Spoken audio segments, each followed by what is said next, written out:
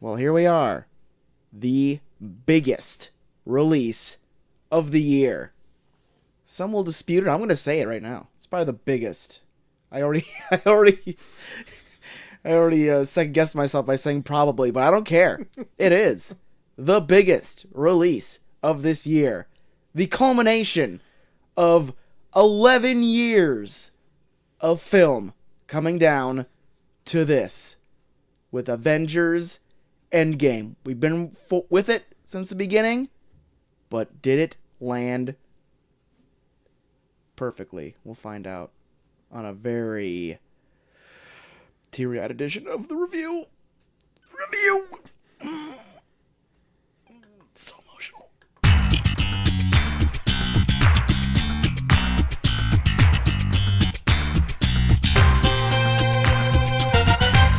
That's America's ass. Welcome to the Review, a show where two small-town dudes give you our big, dumb opinions. Today, my God, it's finally here. We've been waiting. With bated breath. At least 1 year. Yes. For this movie to finally hit us in the eyeballs. Yeah. And boy, did it. We soaked it in. We absorbed everything this movie has to give us. We took our eyeballs out and we sopped it up like a nice rub. Sopping mechanism. Like a nice meat rub. That's right.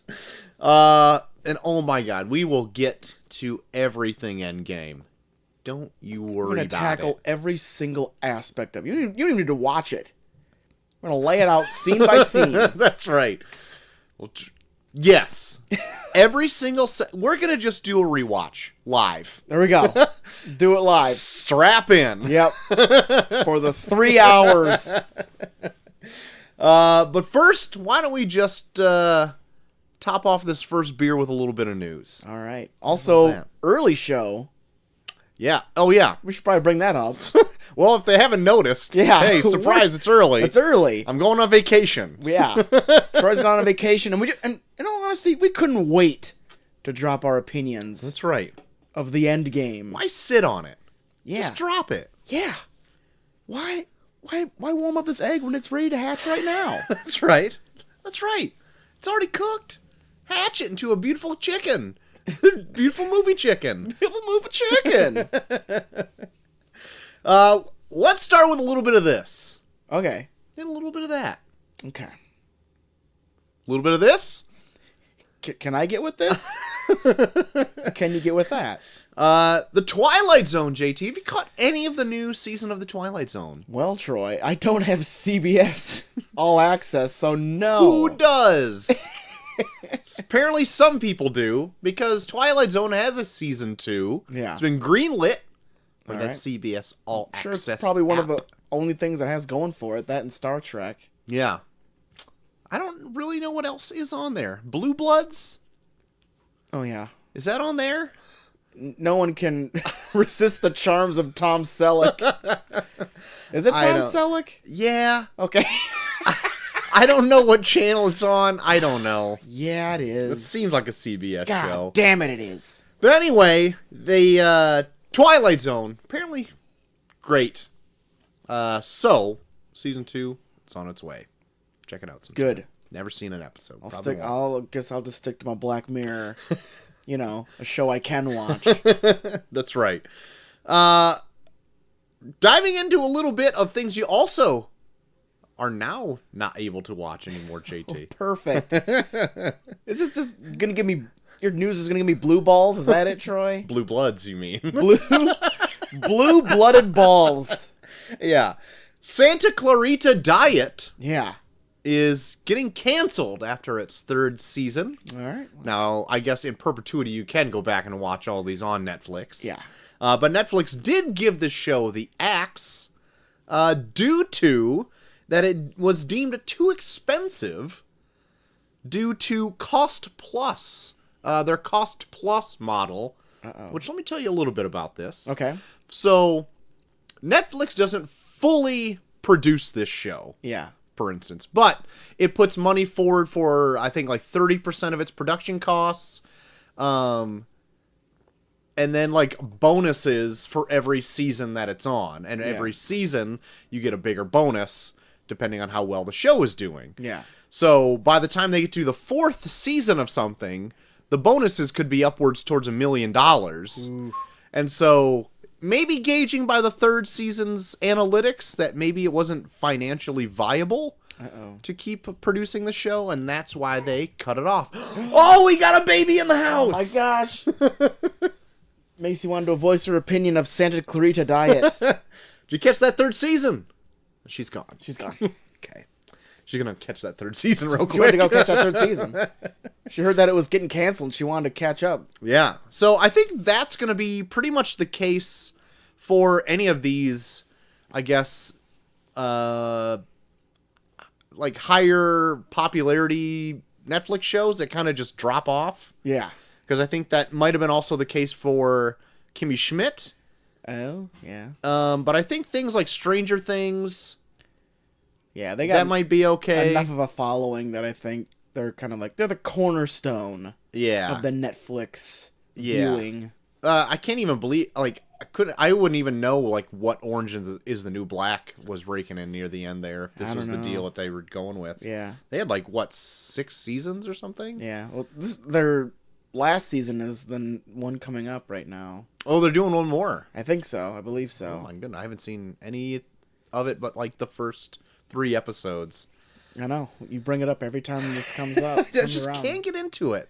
I don't know That's what fine. it is. That's fine. I know everything's not for everybody. I'm at a point now where I've watched enough TV where it's like, you know what? You don't really need to watch Orange is the New Black. It's good from what I've seen.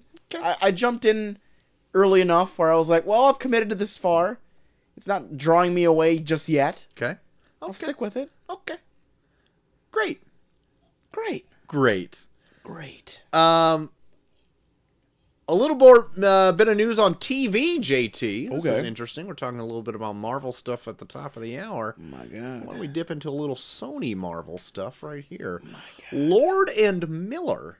You know them from Yeah. such very popular things, such as the Lego movie franchise. Yeah. They brought you things as early in their career as Clone High.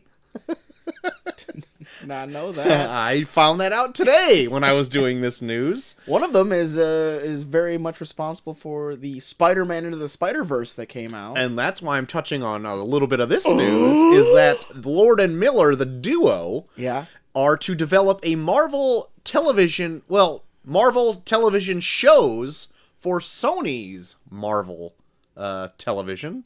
Yeah. So I don't know where that is, and I don't know if Are they developing a Marvel app as well? yeah, I don't know if this is animation or what, but with the recent success of Spider-Verse, Yeah.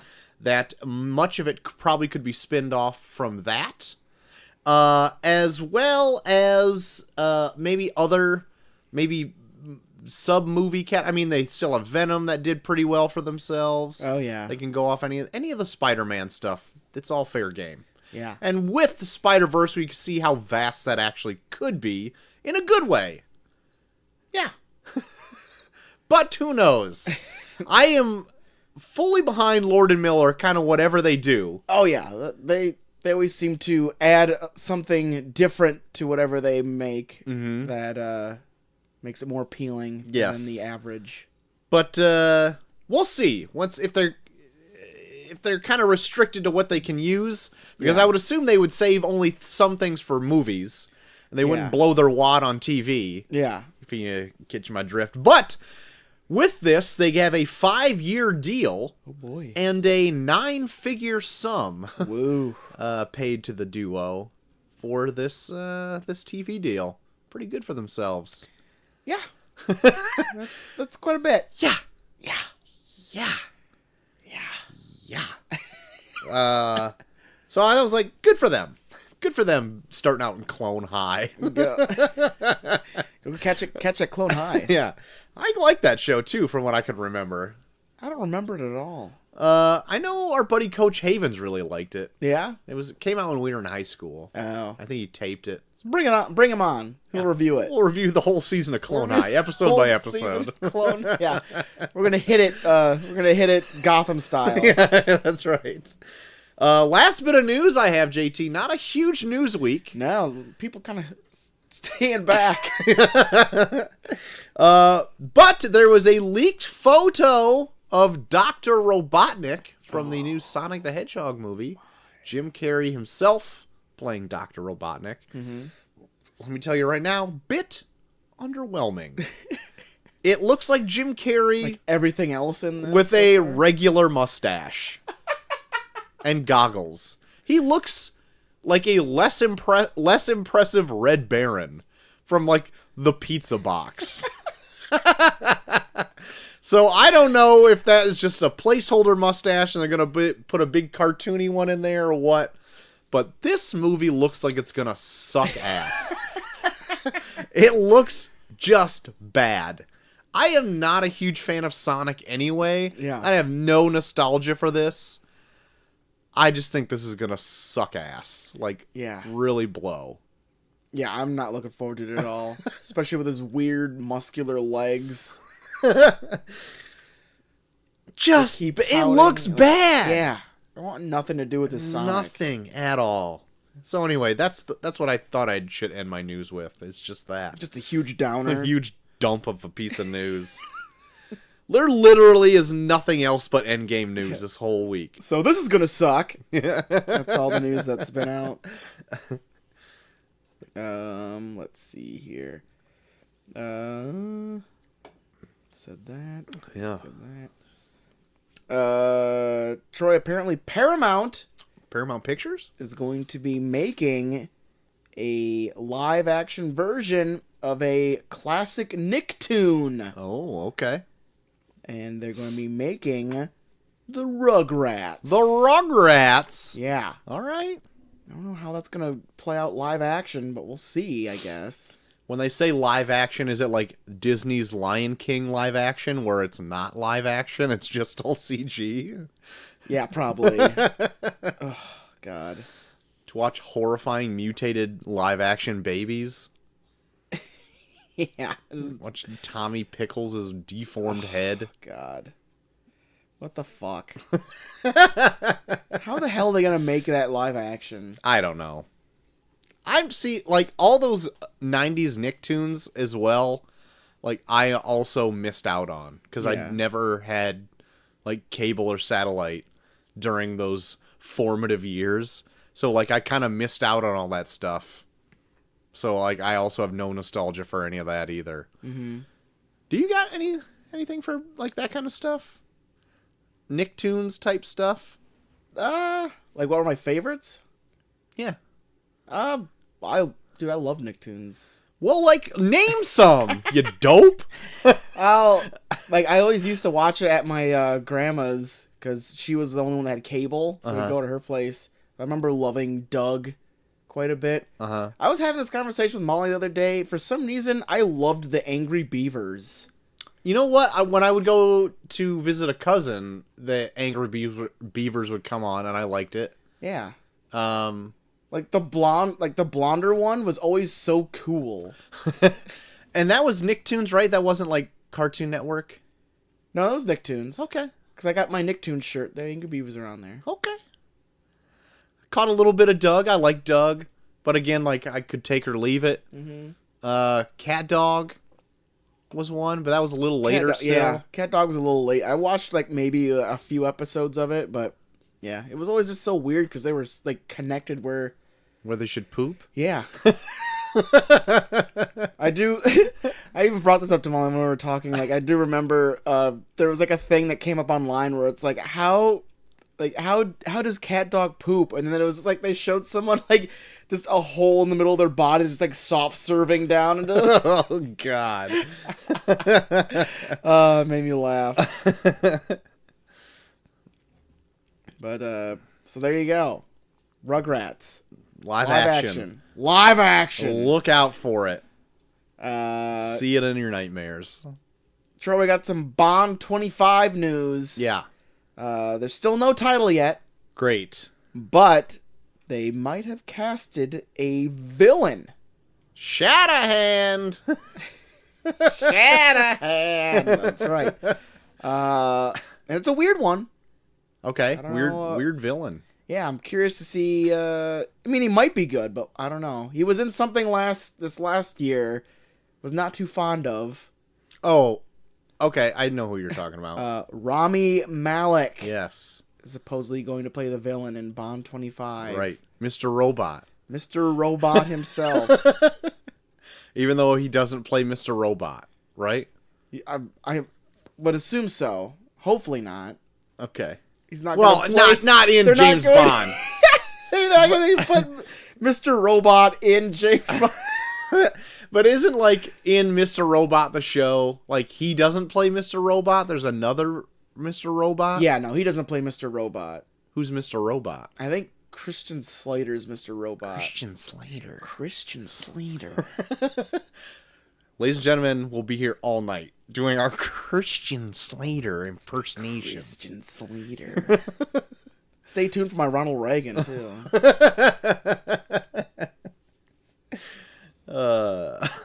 That's all my news, Troy. But I got a bit. Oh, shit. A tragic bit of that. Tragedy. As well. So I better play news bits. Better do it. Better do it. George Bush, Sr. Better do it. Better do it. Better do it. News bits. Here we go. People dying, it's the pits. Please stay tuned to Neil's Bits.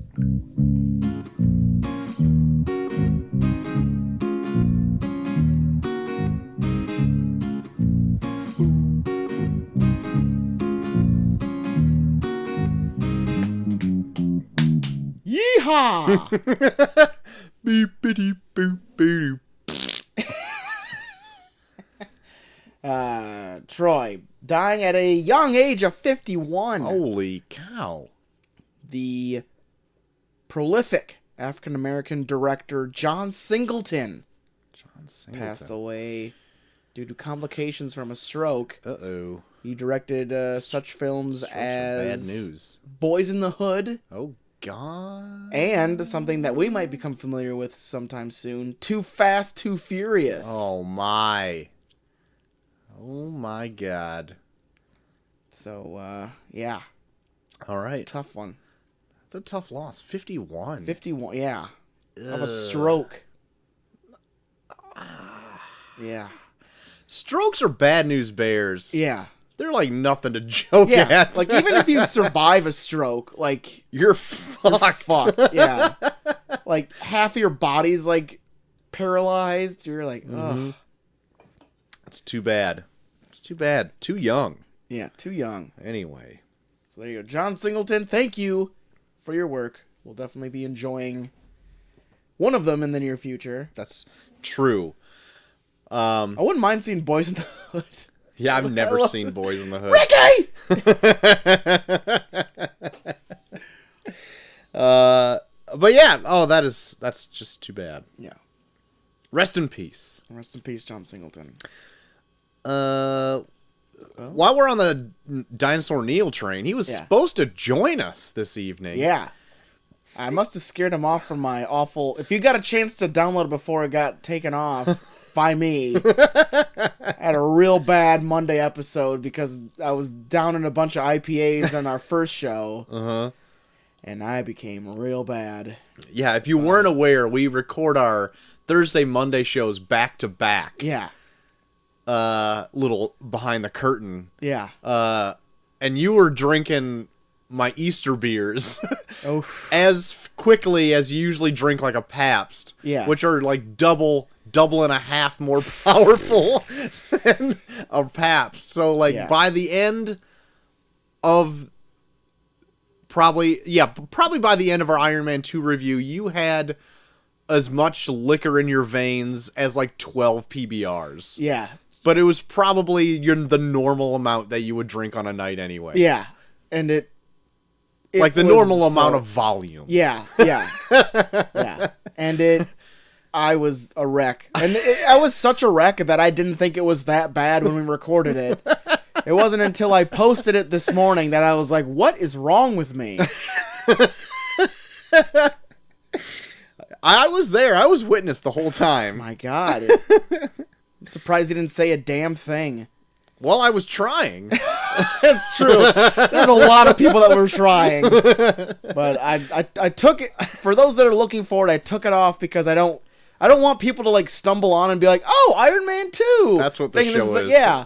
And Okay. then thinking that this is our show. But if you really want to hear it, me and Trey might put out a special version of it where we do commentary over it. so you can at least not be completely bored to death by me constantly rambling on about Tony Stark's lasers. That should be a treat.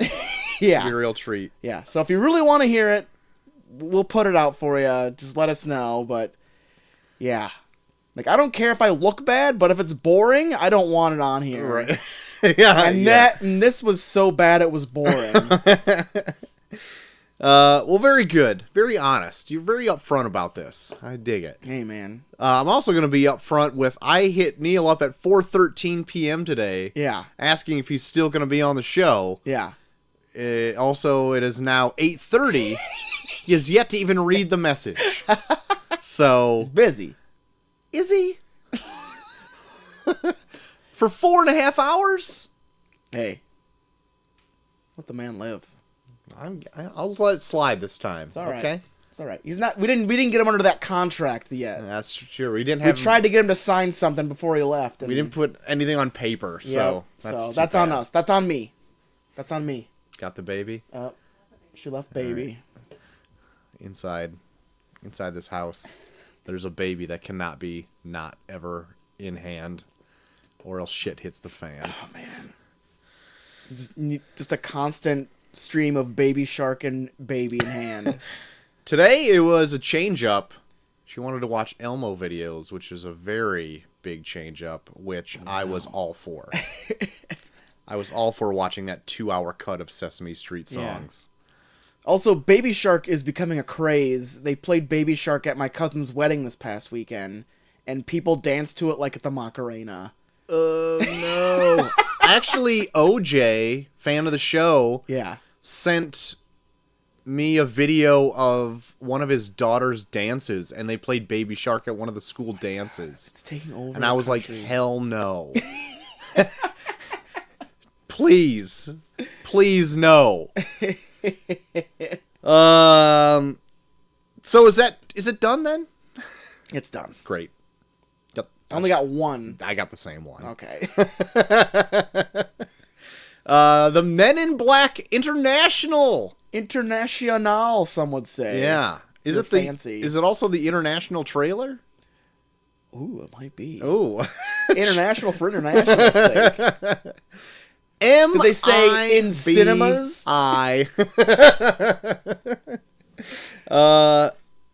So this, I am not quite sure how to take this movie. It still doesn't look fun. I'm not a fan of it. It looks almost as if it's parodying the original Men in Black, kind of. But in the sense that it's not being funny. Yeah. Like, at least the first Men in Black had Will Smith that you could kind of follow as like the odd man out that's trying to get used to everything. Uh-huh. Like in this, just like everyone's like just doing their job. Where it's like, what's the fun in that? Yeah, and maybe it's weird that, like, so Tessa Thompson, it looks like it's playing the straight role in this. Yeah. Whereas she's like the Will Smith character coming Yeah. into the Bureau. Yeah. Where then Chris Hemsworth is like the goofy sidekick who's already an MIB agent. Yeah. And maybe that dynamic is kind of what's throwing me off, but I'm only putting that together right now. But I guess if they're both gonna be like goofy yuck 'em ups, you know Yeah. what I mean? Like they didn't have like Tommy Lee, like they don't have like a Tommy Lee Jones who's like playing it straight. Yeah. And it has, like, straight heart- and cranky. Yeah. But it also has like heart behind the character too. You find out like what's going on. And maybe Yeah. we're not seeing everything in this trailer, but to me it just looks like a big goof. Kind of like the Ghostbusters reboot. Yeah. Which is supposed to be like goofier than the original. Yeah. I think that's what the originals are like really good at. Like they gave you this weird goofy premise, but they played it straight. Yeah. even though it was still funny. Yeah. And I think that just the absurdness of it also made it funny. Yeah. No, yeah, that's what I like that the most as well. But then there's things in here that are giving me bad vibes, like introducing Kumail Nanjiani as like a weird frog with a suit of armor. Mm-hmm. Like, but I think he was my favorite part of the trailer. yeah, I love Kumail. He's funny, but it's like he strikes me as like, oh, here's the cute thing. Yeah. I mean, maybe he'll be funny in it, but yeah, who knows? I'm curious to see it, yeah. but I'm not excited to see it. Yeah. Does I'm that not make excited. sense? Yeah, I feel like I might rent this. Yeah, I'm in the same boat. I don't know if I'd want to. If anything, I'd probably catch a matinee of it if I could. Yeah. Because you probably catch it for the same price as to rent it if you try to get a matinee. Yeah. At least you get to see it on a big screen. Hopefully it's not a dump. But yeah. who knows? I've seen worse. It's true. Yeah. We have seen worse. So that's a stunning endorsement for, I guess, if Men in it's Black. better than Hellboy, then it's worth it. I guess. I should have looked up to see if Hellboy made any money this week. Oh, shit. Should I look that up right now? Go ahead, because I'm pulling up the Turn on Random Movies, Troy. Do it. We have Howard the Duck versus a Goofy movie. I think this is probably the most voted on poll we've ever had. After last week when I said nobody is going to vote for this? Yeah, we had like 30 votes for this. I know I quote tweeted it. And I think I must have did it on the right time of day. Yeah. And it caught the right person's eye. Because then all of a sudden it was just like boom, boom, boom, boom, boom, boom, boom, and got like a ton of votes. Because Dino Neal's wife, Sarah, I think she put up something for it too. Because I guess she loves Goofy movie. Mm-hmm. And that's what won, Troy. I saw that. Wasn't thrilled. Not thrilled at all. No Howard the Duck, Troy. No. Not thrilled at all. All right. I got some Hellboy updates here. Okay. Well, go ahead and record that, and then I'll dive into our next matchup, which you might still kind of find as a weird one, but hey, I'm being weird with it, Troy. Getting weird with it. Getting weird with it. We have a film from 2011 that is a kind of a take on a woman that just can't grow up. And we have a film from 2013 that is a new age take on a Shakespearean classic. Oh my. The film from 2011. I gotta look up the taglines. I keep fucking forgetting to write them down. Okay, the tagline is... Everyone gets old. Not everyone grows up. Jack? No, from 2011? Oh, 2011. Missed the date. Benjamin Button. No, it is Young Adult. The film from Charlize Theron. Yeah. With the director Jason Reitman, written by Diablo Cody. Okay. So, a little smaller film for you. I've wanted to check that out. It's on Netflix or something. Yeah, I think it's on Amazon.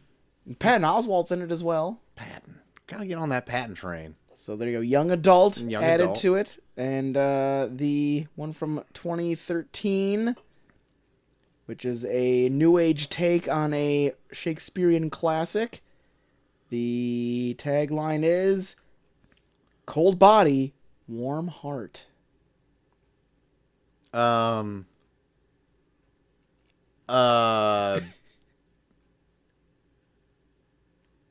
Fuck. I know this one. Just say it. I'm not going to be able... I'm just going to sit here and be like, It is the horror comedy romance classic Warm Bodies. Ah. Okay. All right. Okay. I never saw that either. Yeah. Did you see that one? Yeah, I did. Okay. The zombie The zombie retelling of Romeo and Juliet. some would say. Romeo and Juliet. So there you go. Young adult versus warm bodies. What do you think of this matchup, Troy? I like it more. Okay. Then Howard the Duck versus a Goofy movie? I do. More because it's two movies that I wouldn't mind seeing, in general. So there you go. The young adult versus warm bodies. What are you leaning more towards, Troy? What do you think? Maybe warm bodies, I suppose. Only because I think it would make for a better conversation. Yeah. But I don't know what young adult really has to bring to the table. Don't really know. Yeah, we will. It's like The Edge. Maybe it doesn't even exist. Maybe it's true. What movie? Hellboy update. Hellboy update.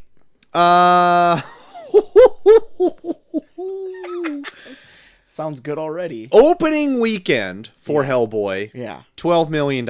Yes. The second week made just under $4 million. Third week, $354,000. It dropped 91% from last week. Oof. And dropped, out of 2,300 theaters. Oh my God. Yeah. It was playing in 3,300 theaters the last 2 weeks. And how much was the budget again? I think it was like 50 million, I think. Yeah, so that's not even... Yeah, that's not even that big of a budget, and it's not doing good. Yeah, its gross to date is $21.5 million, but that's just domestic. Not too good. Maybe it's going to gangbusters overseas. I don't think so. It doesn't even have a... I looked up on Box Office Mojo. It doesn't even have a foreign, income on this. Oh, no. It just says NA. So that's no good. Not a good sign. Not a good. All right. Very good. Hey, all right. Hey. All right. Way to go, Hellboy.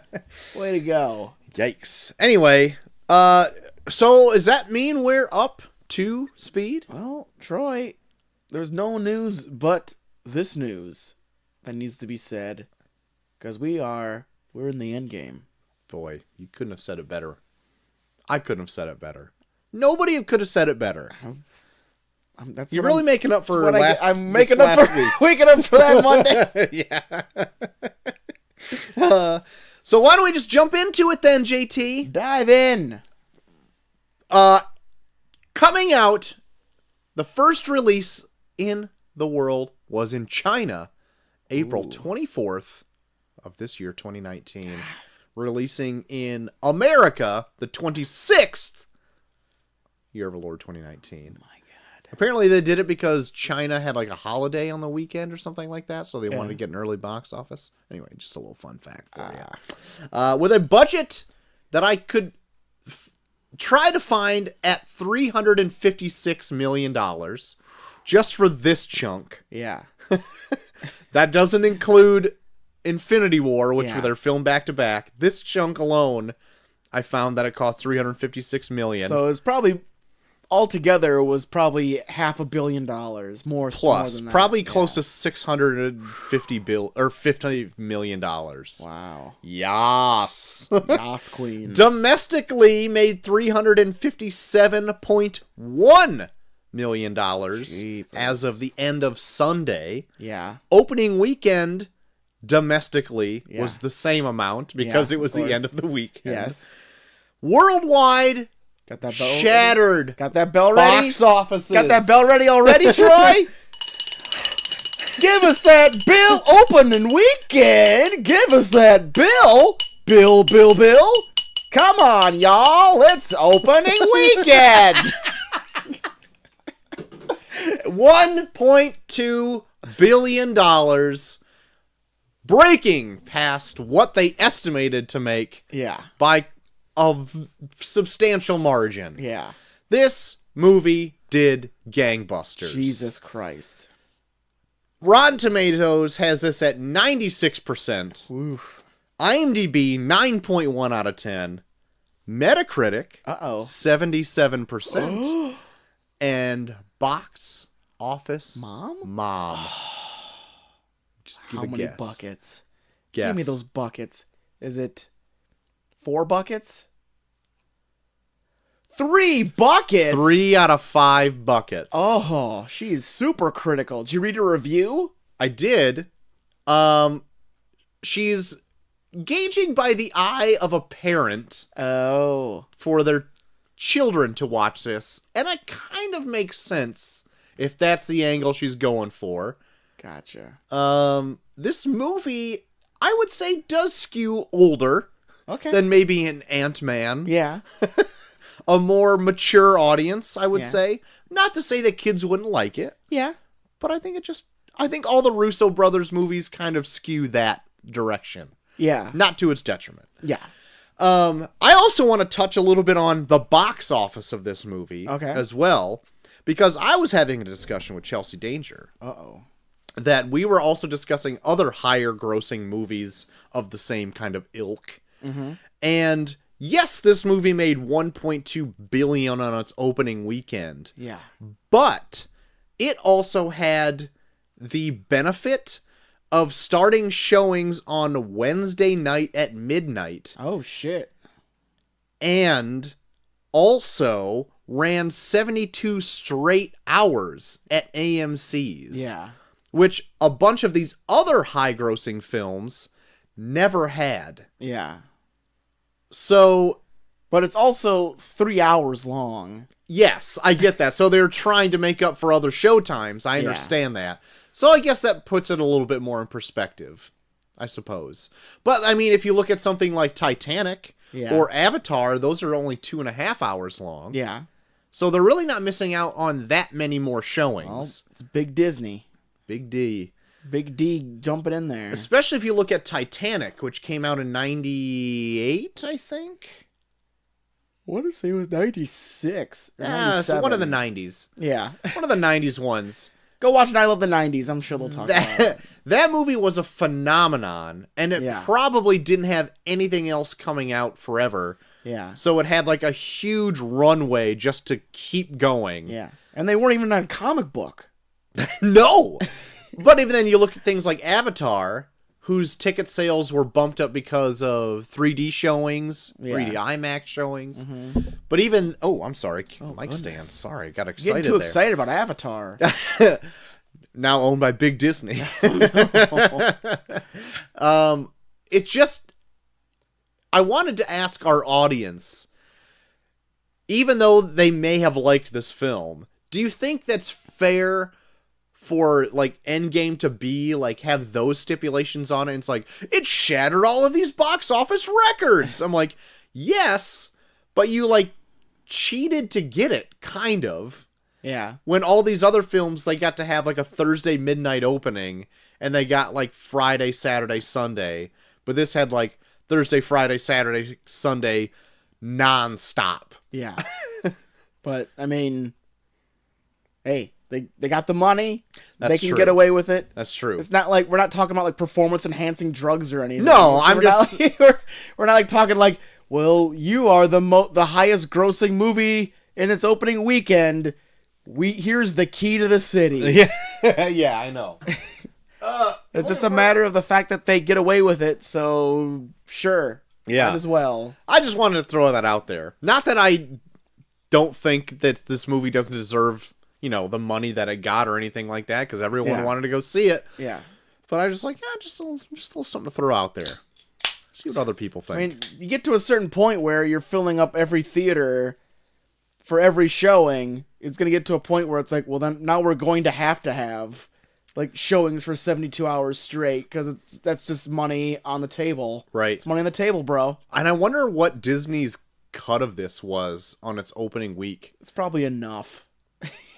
Because Don't they have like a deal or something where it's like the opening weekend they get like a larger percentage of the gross? yeah, the first week I think they get like, I think originally it was like 50-50 or maybe even 60-40. But I think they talked the theaters into like, I think at least for Last Jedi, they talked him into like 70-30 or something like that. Yeah, okay, I think theaters already get like only a small percentage of the tickets, because I think they make almost all their money off of concessions. Right. I mean, they do get a little bit of the box office. Yeah. And the longer a film is in a theater, that theater makes more money, because then slowly the production studio takes a less and less cut of it. Yeah. So if you have like a movie, like let's say like when The Hangover came out, that comedy took like America by storm. Yeah. And I think it was in theaters for like 5 months. It was in for a while. Because I remember it came out and I saw it like way early, because I heard it was the biggest thing ever. And I went to go visit a friend like that summer or later that fall, and it was still in theaters. Jesus. So we went to go see it again. So anyway, yeah. What with all that out of the way then, JT, Yeah. it begs me to ask you, Oh, goodness. what This is going to be my biggest one yet. happened in Endgame without trying to spoil it? Without even trying to spoil Infinity War. Yeah. Well, we meet up with our ragtag group of Avengers as they are picking up the pieces from the tragic events of Infinity War. And as they are slowly coming to the realization that there may not be any solution to what happened, and they just move on, a familiar face revisits or pops his head back in and delivers a possible solution that could very well undo the events of Infinity War. Endgame. Endgame. Very good. So I'm going to put it out there that probably everybody listening to this saw Endgame. Yeah. But for those weirdos who haven't yet, Where it's like, I just want to know what it's like, and then I'm going to turn it off. we can do it. We can do that. Yeah. I I mean, don't- you're a weirdo, but Yeah, we'll do it for you. Very big weirdo. You're a really weird person. Or maybe somebody that just couldn't get into those sold out shows that kept Yeah. selling out. Yeah. They're just like, well, I'm going to see it. I got tickets for this coming Wednesday. So, but I want to listen to your show. So I'll just pause it here when you guys start doing spoilers. Fine. It's whatever, Not man. holding it against you. It's like whatever, man. Not holding it against you. So, this movie was very surprising. Yeah. The trailers give you nothing. Yeah. I would say they don't really give you anything past the first 30 minutes, like they said. Yeah, and even then, there's still things that surprise me in that as well. Oh, yeah. Oh, God, yes. But there's not a whole lot I want to say about this that isn't just direct spoilers. Yeah. But I would say going in... Okay, so I was asked this on Twitter, actually. Okay. What do I need to watch in order for Endgame to make sense and me to get it? Man. And I would say everything. Almost everything. They do a lot of references. Some references where it's like, really? You're going to remind people this exists? Yeah. And so that. But for the few people that maybe haven't seen all of them, Eric, he called me and asked, "Hey, I'm just seeing Infinity War today. Yeah. Is that enough going into Endgame to get it?" And I'm like, yes. Yeah. But you're not going But to you're not- appreciate like the bigger things. Yeah, that you're not take going to get like place. nuances and stuff. Yeah. That like through the other 11 years of stuff Yeah. built up to this, so you get like why this is a payoff. Yeah. Or this little subtle nod here where it's like, oh, that's a good time. Yeah. Yeah. Yep. Like, I think you'll appreciate the overall story, but there's going to be things in here where you're just like, why did they do that? Yeah. And then you'll just have to go back and watch all of those to get it. Exactly. So really, you wasted your life. Yeah. What are you doing here not watching these movies? Damn it, Eric. Start watching them now. They did, I do want to say, though, maybe as a criticism of the movie, that this movie maybe isn't as tight as Infinity War. Okay. It's got a bit of a looser structure. That's not the right term to put it, but I'm not trying to like give away much of it. Yeah. Infinity War is fairly straightforward. Yeah. And while yes, Endgame is like it's a pretty simple plot. Yeah. But it is convoluted by a different other plot points.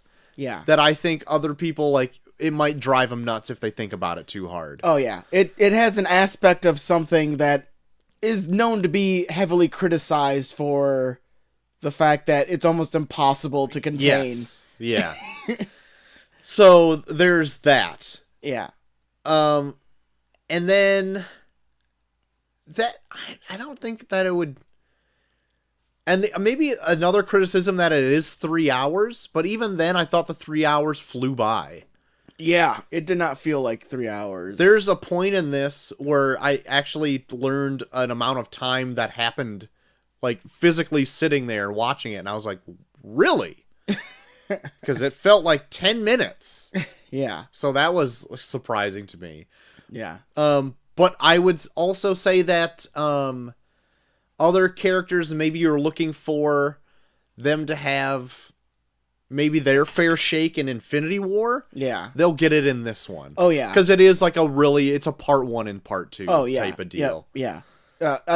Mainly the characters that are left after Infinity War, at least all of them do get their fair share of amazing moments. Yes.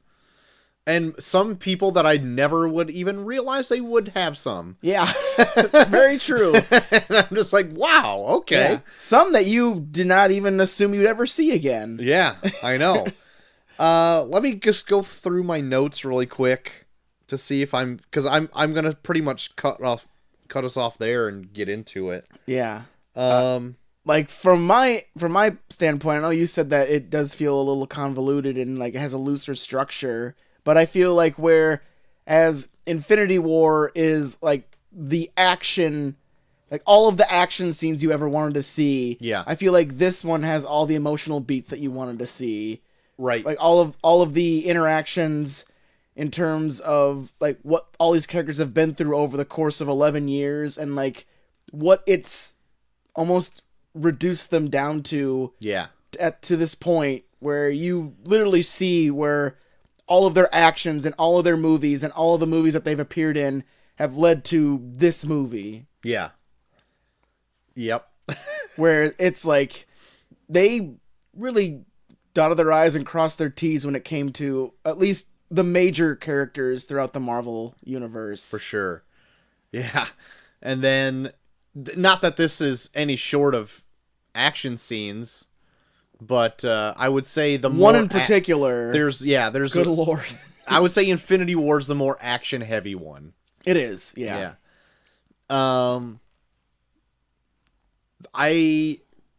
I would say maybe the first act of this I thought was a little slow. Okay. Not to its detriment. Yeah. But I guess it didn't. It comes out of the gate hot. Jesus. And then it takes its time. Yeah. To really build on something. Yeah. And I wasn't, I guess, expecting it. Yeah. Well, I think it definitely, it gets you like a real big scene right in the beginning where you're like, holy shit. and then after that, then it takes its time to be like, well, now we have to deal with what's happened. Yeah. And that, I guess I wasn't expecting that kind of, both of those actions to take place.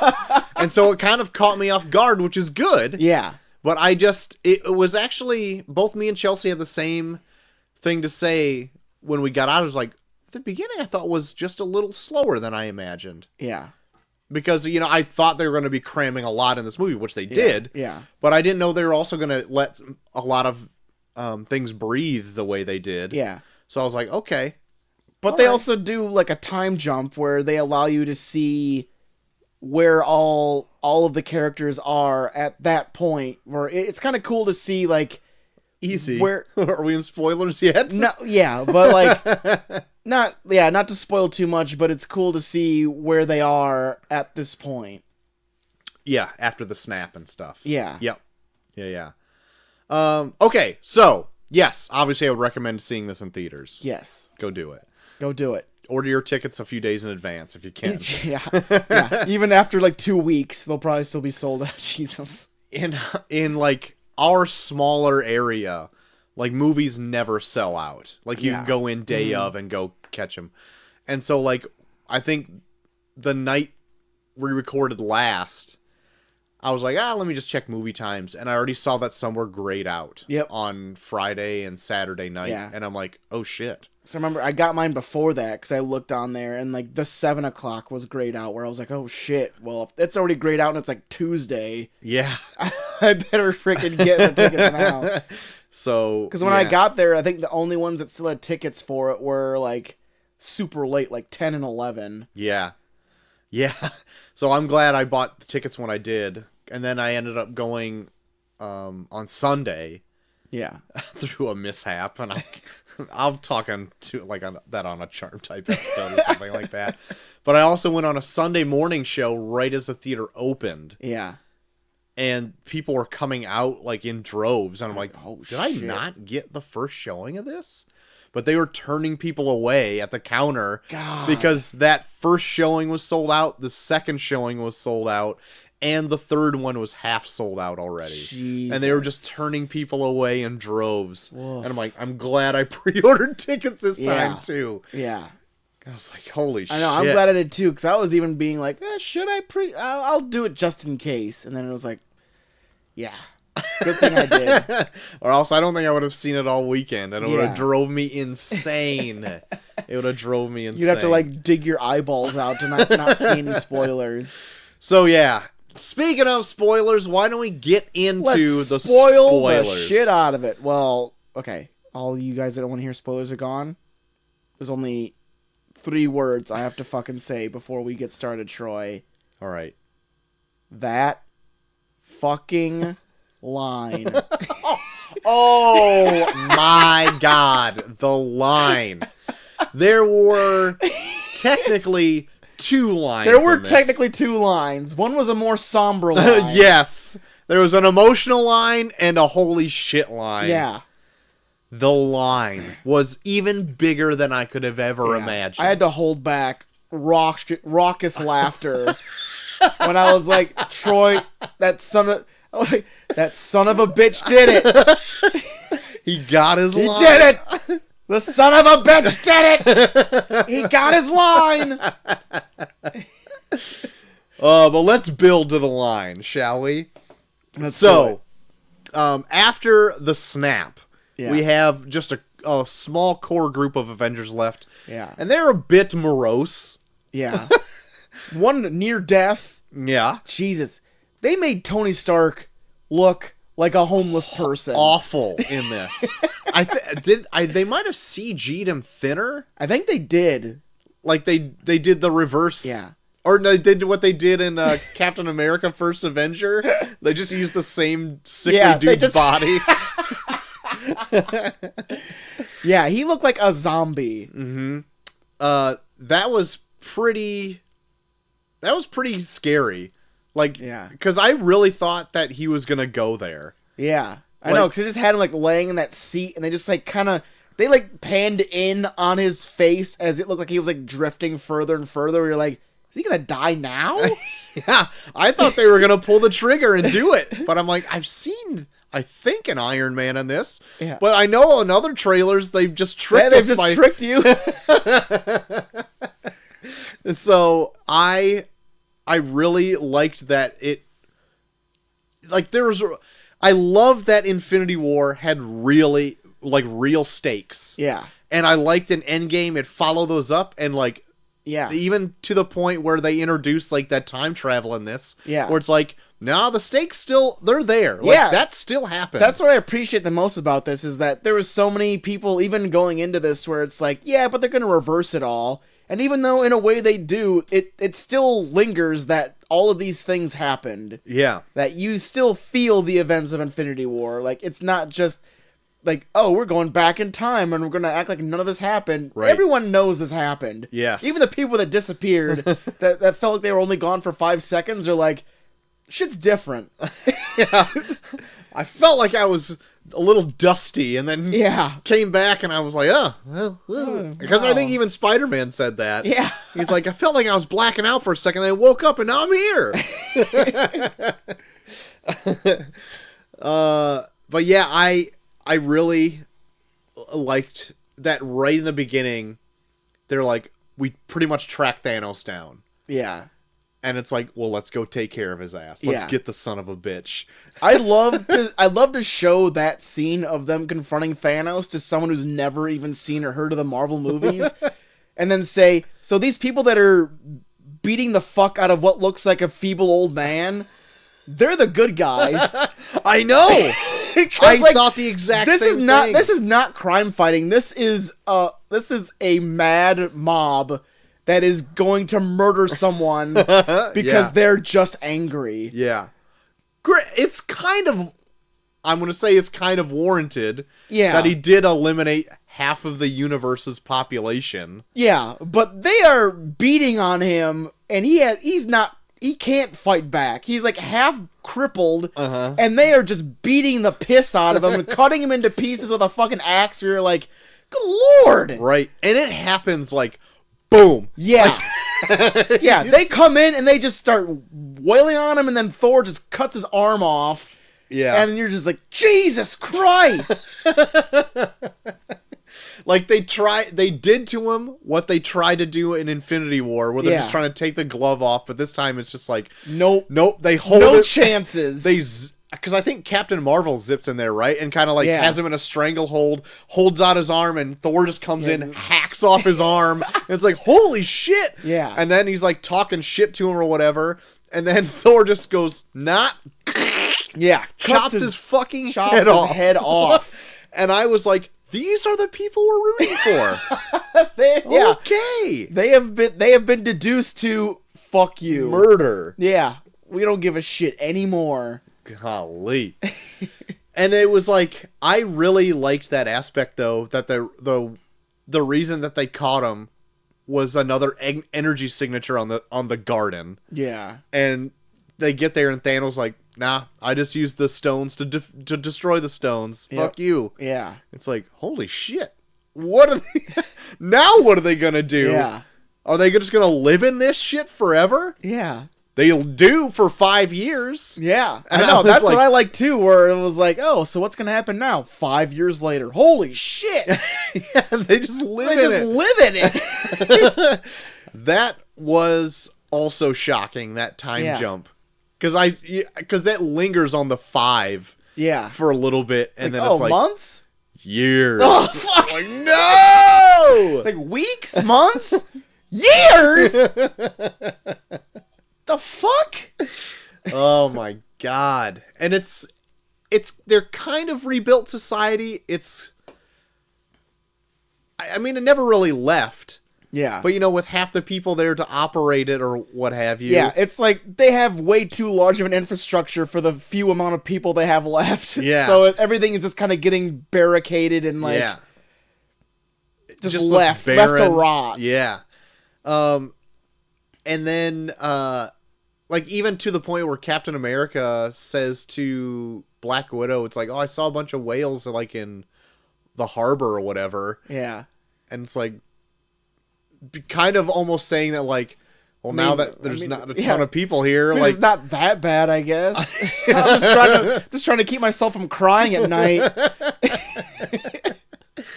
but that, I wanted to bring up that, like, self-help kind of thing that Captain America was doing down Yeah. to the whatever VFW basement or whatever Yeah. it is, was interesting. I guess, Because- like, one of the people in it was one of the Russo brothers. Yeah, Joe Russo. Yeah. And the other one, there is a bald guy that talks in it too. that's Jim Starlin, who created Thanos in the Oh, comics. that's awesome. Because I thought I recognized him from like a con, and I was like, I think that's Jim Starlin, and I had to go look it up. I'm like, yep, he did have a cameo in it. Sweet. Good for him. But yeah, I loved it because like Cap is just sitting there, kind of just spouting off stuff that he doesn't agree with. Yeah. But he's just you couldn't tell if he's kind of coming to terms with it or not. Yeah. Or I think just trying to comfort people. Yeah, but like also like trying to comfort himself in the same time, Yeah. like trying to talk himself into it. And you find out like that is the case when he goes and talks to Black Widow later. Yeah. But like they talk about like how they're this like everybody through like a filter of this Joe Russo character. Yeah. Trying to get along now when like he lost his husband and now he's like trying to get on the dating scene again Yeah. like 5 years later. Yeah. It's like, well, I cried at appetizers and then he cried during the... I was like, God. Yeah. So like it's just a common thread that like Yeah. everyone just talks about the dusting. I know. I love this movie compared to Infinity War because Infinity War almost kind of glamorizes the idea. Like, it's a terrible idea, but it almost kind of... It's seen so much through the eyes of Thanos that you're like, I mean, it's a terrible idea, but I mean, how else are we going to control population, blah, blah, blah. Yeah. And then here you see how broken everyone would be Yeah. if this actually happened. Like in Infinity War, it's like, oh no, half the superheroes are gone. Oh no. But Yeah. in this, it's like, no, everybody's gone. Yeah. And it screws up everybody's life. Yeah. It's like more than like the biggest reason to live is because you have the people that you love around you. Yeah. And then it's like, well, almost everyone doesn't have that now. So Yeah. like you have half the population gone and the other half doesn't feel like living. So yeah, you haven't really killed half of the population. You've almost killed the entire population. I was listening to something else where they were kind of going into more details about that. And it's like, so in 5 years' time, you'd probably get accustomed to that by then. Yeah. And like, if you had a wife or a husband, let's say, that did like get snapped, you would probably start to move on at that time. Yeah, but I see it as kind of like a soldier, like a lot of soldiers that suffer from PTSD when they come back from the war. Like one of their big things is, why wasn't it me? Why didn't I go? Yeah, I get that. And I think that's kind of like a big thing with all these people too, where they're like, why did the person that I love like go away, but I'm still here? Yeah, I mean, that could be for some people too. But then, like, let's say they brought up, like, yeah, they did start seeing someone else. And then through the Avengers, they kind of, like, reset things where, like, your loved one comes back. So Yeah. now you're with this person and the one that, like, it's like, can you imagine that? I know. Yeah, 5 years is such a long time where it's like, man, now you're almost uprooting lives, just bringing people back. Yeah. Like, god damn. What's worse? Yeah. No shit. Oh, but anyway, that's just existential Yeah, stuff. it's like all regular people are like, fucking pick a lane, Avengers. yeah. God. But like after it does, oh, and then we didn't even talk about like the very cold open. I would say like Hawkeye's family, Oh, yeah. which I kind of expected to show up, but like to have it be like the very opening scene in this Yeah. is pretty haunting. That's what I like a lot about Marvel too, is that they do really ground all of their superheroes. Like Yeah. they do make them like members of a family Yeah, that they are really drawn to. yeah. Especially like the human character. Well, not even just the human characters. Like almost everyone. Yeah, like Thor. Yeah. Yeah, he's got a family. Yeah. Not anymore, but he had a family. But yeah, everyone in some way or another has someone that they care about, and you see that relationship enough where you know that they're human in that sense. Yeah. It wasn't since like Age of Ultron where you got to like really know Hawkeye, and it's like everyone loved that Hawkeye farm scene. Yeah. At least for the most part, people give shit on it by now. Who knows how the internet works? But like this is another movie where Hawkeye stands out again. It's like, yeah, he's a really great character to root behind because Oh, he's like yeah. the everyman in this fantastical situation. Yeah. Where he's just like down and out and he has to overcome all this stuff. Yeah. It's like a really good, I don't know why everyone always dumps on him, because he's a great entry point for a viewer. Oh yeah. It's like, I could be him. Yeah. I know. I mean, not really. He's like the freshman in his, like, the freshman that's been like upgraded to like the varsity league. Yeah. Where he's like, well, fuck, I'm not gonna be the best guy, but I mean, I'm good enough to at least do something. Yeah. And just to see him, that he's got like stuff to live for, like even more so than, like, he's got 3 kids and a wife. Yeah. And he like, they call her every time he goes on a mission just to say I love you and all that stuff. Like, that's pretty heavy shit that you don't see like Captain America doing. Yeah. But even though, like, and then Captain America has his own stuff on the side, like something completely different, so it's great.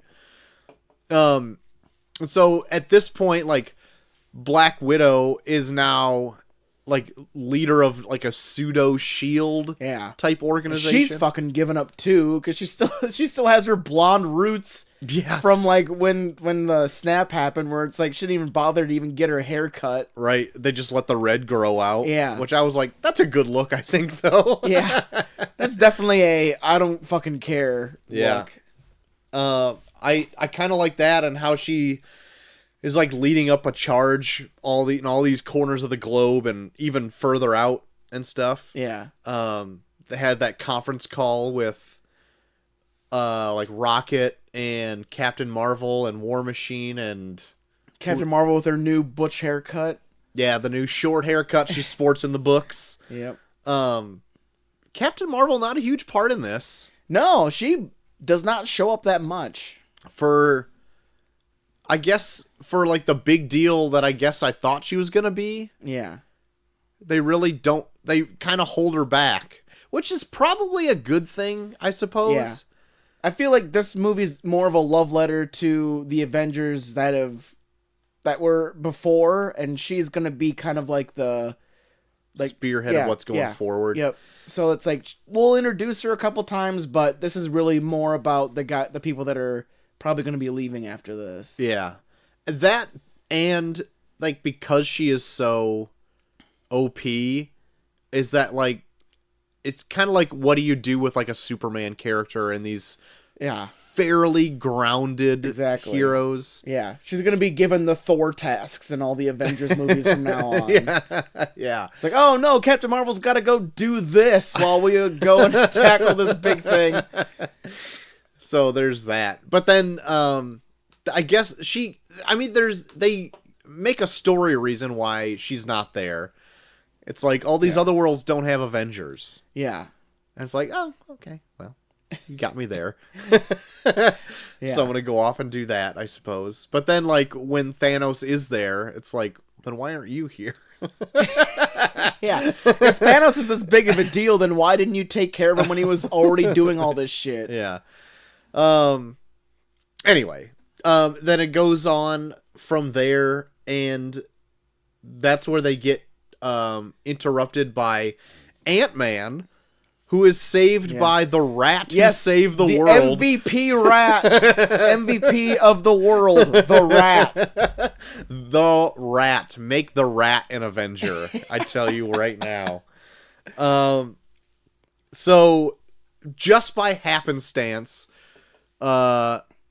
freaking Luis's van, who's got this quantum zone teleporter in the back of it, still is in storage. Yeah. The switchboard gets stepped on by a rat, and the freaking spits out Scott Lang, who's to him only been in there 5 hours. Yeah. For the 5 years that he's been gone. Yeah. Thus playing with a weird time continuum, which at the end of Ant-Man and the Wasp, Michelle Pfeiffer pretty blatantly says, don't get yourself caught up in one of them. Just remember, this is going to be a factor in the next Avengers movie. Don't play around in it. Yeah. But I really liked Ant-Man in this quite a bit. He's not in it a whole lot, but the points that he is in, I enjoy like his brand of humor, I think, more than anybody's. Yeah. Well, he kind of comes off as like a fanboy a little bit. Like he's always like kind of like taken aback that he's an official Avenger. Yeah. He's like, oh fuck Captain America, hell yeah. Yeah. Like he's always like sucking up to Captain America. Yeah. Like when like people are joshing each other, he's like, don't worry, sir, I still like you. Flick me, sir. Yeah. But even then, like just his timing and his delivery on stuff, I think I liked a lot more because granted, this movie is a bit dour in places, and there is levity in it. Yeah. But I think the levity that he brings feels more natural than like some of the humor that maybe the Hulk or Thor does in this. Which I don't know. I'll talk more about that when we get into them. But, okay. But yeah, like I do like his humor because it is like he's taken back that these people are so invested in his ideas and what he has to contribute. Because like up to this point, he's just been kind of like a average thief that just kind of happened upon this Ant-Man technology, and now he's being asked by the greatest heroes in the world, like, hey, so that thing you were talking about, can you do it? And like, oh my god, you're asking for my opinion. Fuck yeah. Yeah. And his opinion is that they should do a time heist. Yeah. Which very on brand for an Ant-Man. Oh yeah. Yeah, very heisty. Very heisty. And I really the idea of it is super fun. Yeah. And it would never have been like an idea that I thought they would ever do. No. And granted, there's been like leaks that they might be going back in time and all this stuff to fix all this stuff. Mm-hmm. So I kind of knew it was coming anyway. Yeah. But just the fact that they're like, yeah, we're going to do time travel. It's like, really? I just watched Iron Man 1 last week. Yeah. To see how grounded it starts in like a post 9/11 world where they're just fighting Middle Eastern people. Exactly. And the most fantastic part about that is a guy has a robot suit. Yeah. Not that he's going to go back and use quantum loops and energies and go back in time and all this other shit. Yeah. Insanity. Yeah. It's insane to where it starts out to where it gets to. I know. And everyone's like, sure. Yeah. Let's do it. Like I said, that they've gradually built themselves to this point now where one of your main characters is a talking raccoon. It's like, yep. Yeah. Yeah, why not? Yeah, I love that guy. So, in order to get this happening, they try to get with the smartest people that they know. Yeah. One of them being the Hulk, who has a new role in this. Yeah. Would you like to go on about this? Oh, he is like I guess it was like kind of considered a rumor up to this point that he was going to be Professor Hulk. Yeah. Where Bruce Banner has found a way to meld his mind with the Hulk to turn himself into a smart Hulk. Yes. And stay that way. Yes. Which the effect for it was actually pretty good. Yeah. It was, well, it looked like a big green Mark Ruffalo. Mark Ruffalo. I almost said Vince Russo. I don't know why I said that. Hey, bro. Yeah, but it was good. And there were points of levity in this too where like because now he's just like almost a celebrity that he's the Hulk, but he's like just nice and won't rip you in half. Yeah. That like kids are asking for his photos and stuff. And he's still like the lame Bruce Banner because when they did, he's like, "Oh yeah, dab." It's like still saying that like probably 5 years after it's not cool anymore. Yeah. I don't know, like I feel like he has like this like weird, like he's super smart, but I feel like his mind melding with the Hulk's mind made him kind of childish. I feel like it made him more confident. And like, maybe I don't know if it makes him more childish, maybe more like jovial. Like confident in the sense like yeah, like I would say childlike in the sense that it made him more carefree. Yeah. Yeah. Like I feel like he doesn't have to be like a paranoid Bruce Banner. Yeah. He's just like, "Hey man, living my life." Yeah. I I'm gonna be honest, I don't like Professor Hulk. Like, my favorite kind of Hulk is the one that's, like, a loose cannon and a wild card. Yeah. Like, I find that, like, way more of an interesting story. When he's, like, got the best of both worlds, Yeah. I'm like, it's, like, got no drama. Yeah. But I feel like... I didn't hate it in this. Yeah. I think there's only so much you can do with that kind of Hulk. Because I even, like, liked it when they do end up going back in time and he, like, sees himself where he's like, oh, that was me. Oh. I did like that, where he's like, He's like, and Captain America's like, blend in. So yeah, he's it's just like, oh, yeah, smash. tossing a motorcycle. Yeah. He's like, He's ah. oh, yeah, smash. Hulk smash. Wow. Like, he's being like, it's just like, it's like going back and like watching your like frat boy days where it's like, that was me. Oh, God. Yeah. I'm so much more sophisticated now. Well, yeah, I do like that aspect of this movie in it, but I still like a regular brutish Hulk where you kind of have to be on pins and needles, where if Yeah. the shoe could drop at any time and you're kind of effed. Oh, yeah. I still like that. And I thought that was a fun aspect of the Avengers, but but from my perspective, I think there's only so much you can do with it before it's like, okay, then how does he grow as a character if he's just going to be a mindless brute? Right, and I get that, like, this is growth as one too, but also, like, if we're staying on track of the Hulk through the end of this, like, I was looking for maybe a Hulk out moment in this where he eventually does just be like, all right, just I'm gonna tear loose and like rip ass through all this. I'm gonna rip asses all the way through the rest of this movie. Yeah.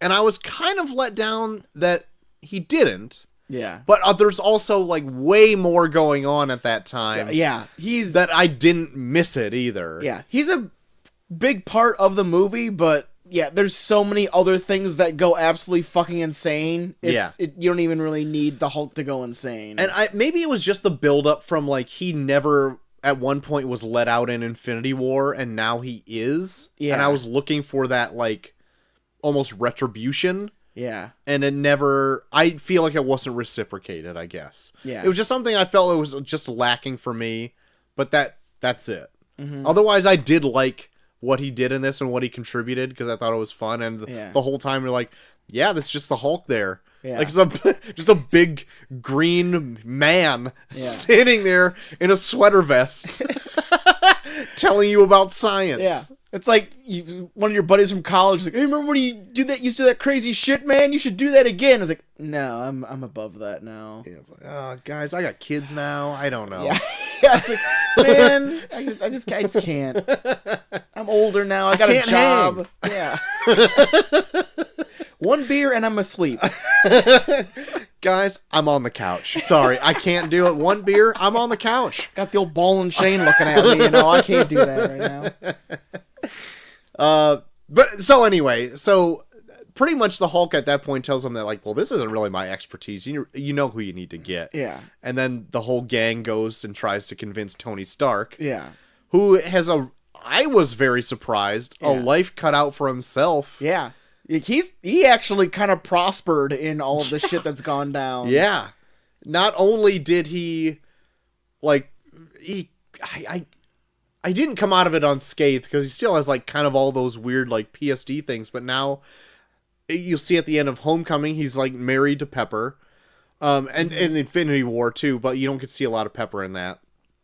Yeah. And he also has a daughter. Yeah. Who's now 5 years old, and, like, he's, like, as happy as can be. Oh, yeah. Like, he's doing science on his own. He's got a daughter, which he, like, cares for so much. He's got Pepper that, like, loves him hand and foot. Yeah. Like, it's quite a happy feeling that I got for him.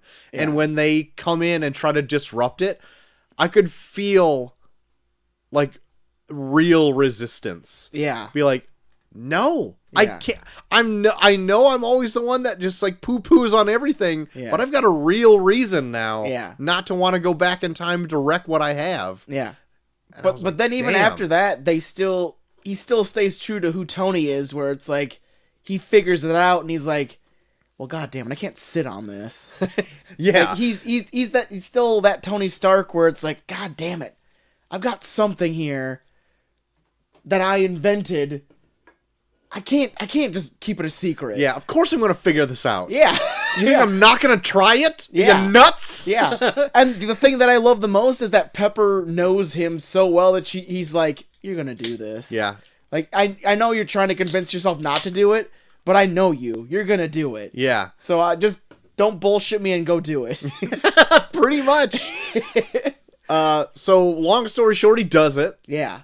And comes in during a pretty humorous part of the movie where they're trying to send Scott Lang back on trials, and he comes back as like a kid as a and then baby an and old man and a baby. And Stark shows up, he's like, turned into a baby, didn't he? I peed my suit. I don't know if it was the baby or the old man. It was baby me or old man me, or just me. But good stuff. And then from there, it like shotguns into the main plot point because it's like, don't think about this too hard. Yeah. Because we need to get into it now. Well, I was digging what they were doing with time travel at this point, where I was like, I feel like this is the smartest thing that you can do with time travel, where it's like, we can't go back into the past and change things, but we can take things from the past and use them here. Yeah. Which I like that aspect of it, where it's like, if we change something in this past, it's only going to affect a different future, not our future. But we can take things from the past and use them in our future. Yeah. And they did a good job even explaining this later on in the movie, too. Because I didn't really get... I guess I couldn't find, like... I need it drawn out for me. And later on in the movie, they kind of do that. But when they were saying, if you go back... Because they do, like, kill the baby Hitler type of thing. It's like, kill the baby Thanos. Yeah. It's like, no, we can't do that. Because, like, our future is already set. Yeah. It would just be, like, another... You can't just rewrite history because it's already happened. Yeah. But I'm just like, but would it? Like, I kept thinking, like, if you can go back and pluck things from time and bring them back to yours, that's still changing your history. Yeah. I think... Yeah. I like what they did with the whole time heist stuff, but they do something at the end where I was like, well, then you just like, even though it's a touching moment, it was like, well, then you just totally just kiboshed everything, all the rules you were trying to set up in the beginning. Yeah, it's like one of those, if you think about it too hard, it's like, well, that doesn't work. And that's why I think they shotgunned right through it to get to, like, the action. But I think, like, the time heist stuff was working. Like, I can get behind, like, okay, whatever we do in this past is not going to change our future because it's a different past for a different future. Yes. But if we go into this past and we take stuff out, we can use it for our future if we have it based in our reality of our future. Where I was like, okay, I can get behind that. But then again, they do something at the end where it's like, oh, so that didn't count? I'll touch on that too. Yeah, I'll talk about that at the end when we get there. But like, so later on when they explain this too, they show like a visual of like, okay, so their plan is, let's go back in time. We'll get all the stones previous in history. Yeah. Bring them back here, and then we'll fix everything, and then we'll put them right back. That's their plan. It's pretty straightforward. Yeah. Later on, there is a truck pulling into my driveway. Oh, never mind. He's just turning around. Later on, he just turns around and drives away. No, later on, like it's drawn out by none other than the Ancient One. Yeah. Tilda Swinton is back in this. Yeah. And she kind of does her diagram because now she has the time stone, and it's like, listen. Yeah. They're in 2012 New York during the big battle of New York for the Avengers. The incident. Yes, the incident. As they say in the Netflix. and all that shit. But yeah, so like they're all sent to like different times, and since they figure out that 3 of the stones are in New York at one time, like a big group of people are sent to New York during the battle of to recover New York. those 3. To recover those. And Banner was set to just convince like the Ancient One to like just hand over the time stone. Yeah. It's like, and then this is where she like does the whole explanation, like, listen, this is a timeline and draws like a huge timeline. Yeah. We're here. Yeah. All I want to do is that "Where's Pizza" line right now. Where's pizza? And if you pluck a stone from where here, and then it shows like a diverging timeline, it's like we'll end up out here while your time is already gone and you're all the way out in the front up here. So like you would need to plop it back in there the second you take it away. Yeah. In order for that branching timeline to never happen. Yeah. But if you also think about that too hard, like things that influence those things should also branch off timelines as well. Yeah. But then that's just thinking about it way too hard. Oh yeah. That's what time travel does. It's not it's not a solid thing. Yeah. We've not seen Primer yet. We don't know how time travel really works. We can't sit through it. It's too hard. It's too hard. Maybe we'll do Primer sometime. It's not always today. It's always on my back burner to watch, and I can never make it through because I hear it's so hard to watch. But great to watch. Yeah. Just you need to take notes. Anyway, so what they do, obviously they split off. It's like, well, we need this one here. We need to get all of them back. Turns out, 3 of them are in New York at one time. 3 of them are in Let's New go York. there. One of them is in Asgard during the events of Thor: The Dark World. Yep. And then the Ether. Yeah, and then 2 of them are just in space that they just send people. Right. The Soul Stone and the Power Stone. Yeah, the Soul Stone in Vormir, and then the Power Stone and the one that's in the very beginning of Guardians of the Galaxy. Yep, yeah. So, those were all really fun. So, like, and all very interesting the way they split up the characters. Yeah. And it's like a fun retrospective on the Marvel films up to this point, too. Yeah. Because they're all being exposed to things where it's like, you're kind of seeing, like, the characters kind of doing stuff that they wish they could do now, but they can't because either someone's died, or they're older, or, like, they're confronting something they haven't confronted before. They Back to the Future to themselves. They do.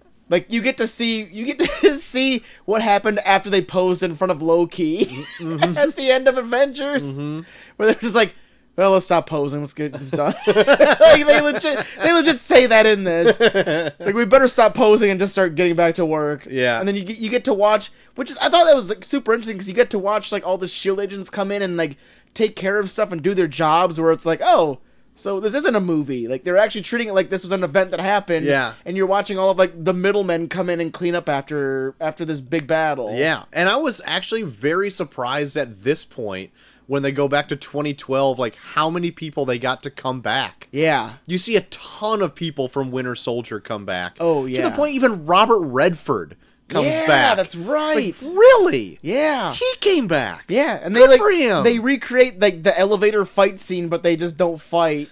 Yeah, I love that. I was waiting for it. I was like, oh fuck, because it looked like they just took it from Winter Soldier. Yeah.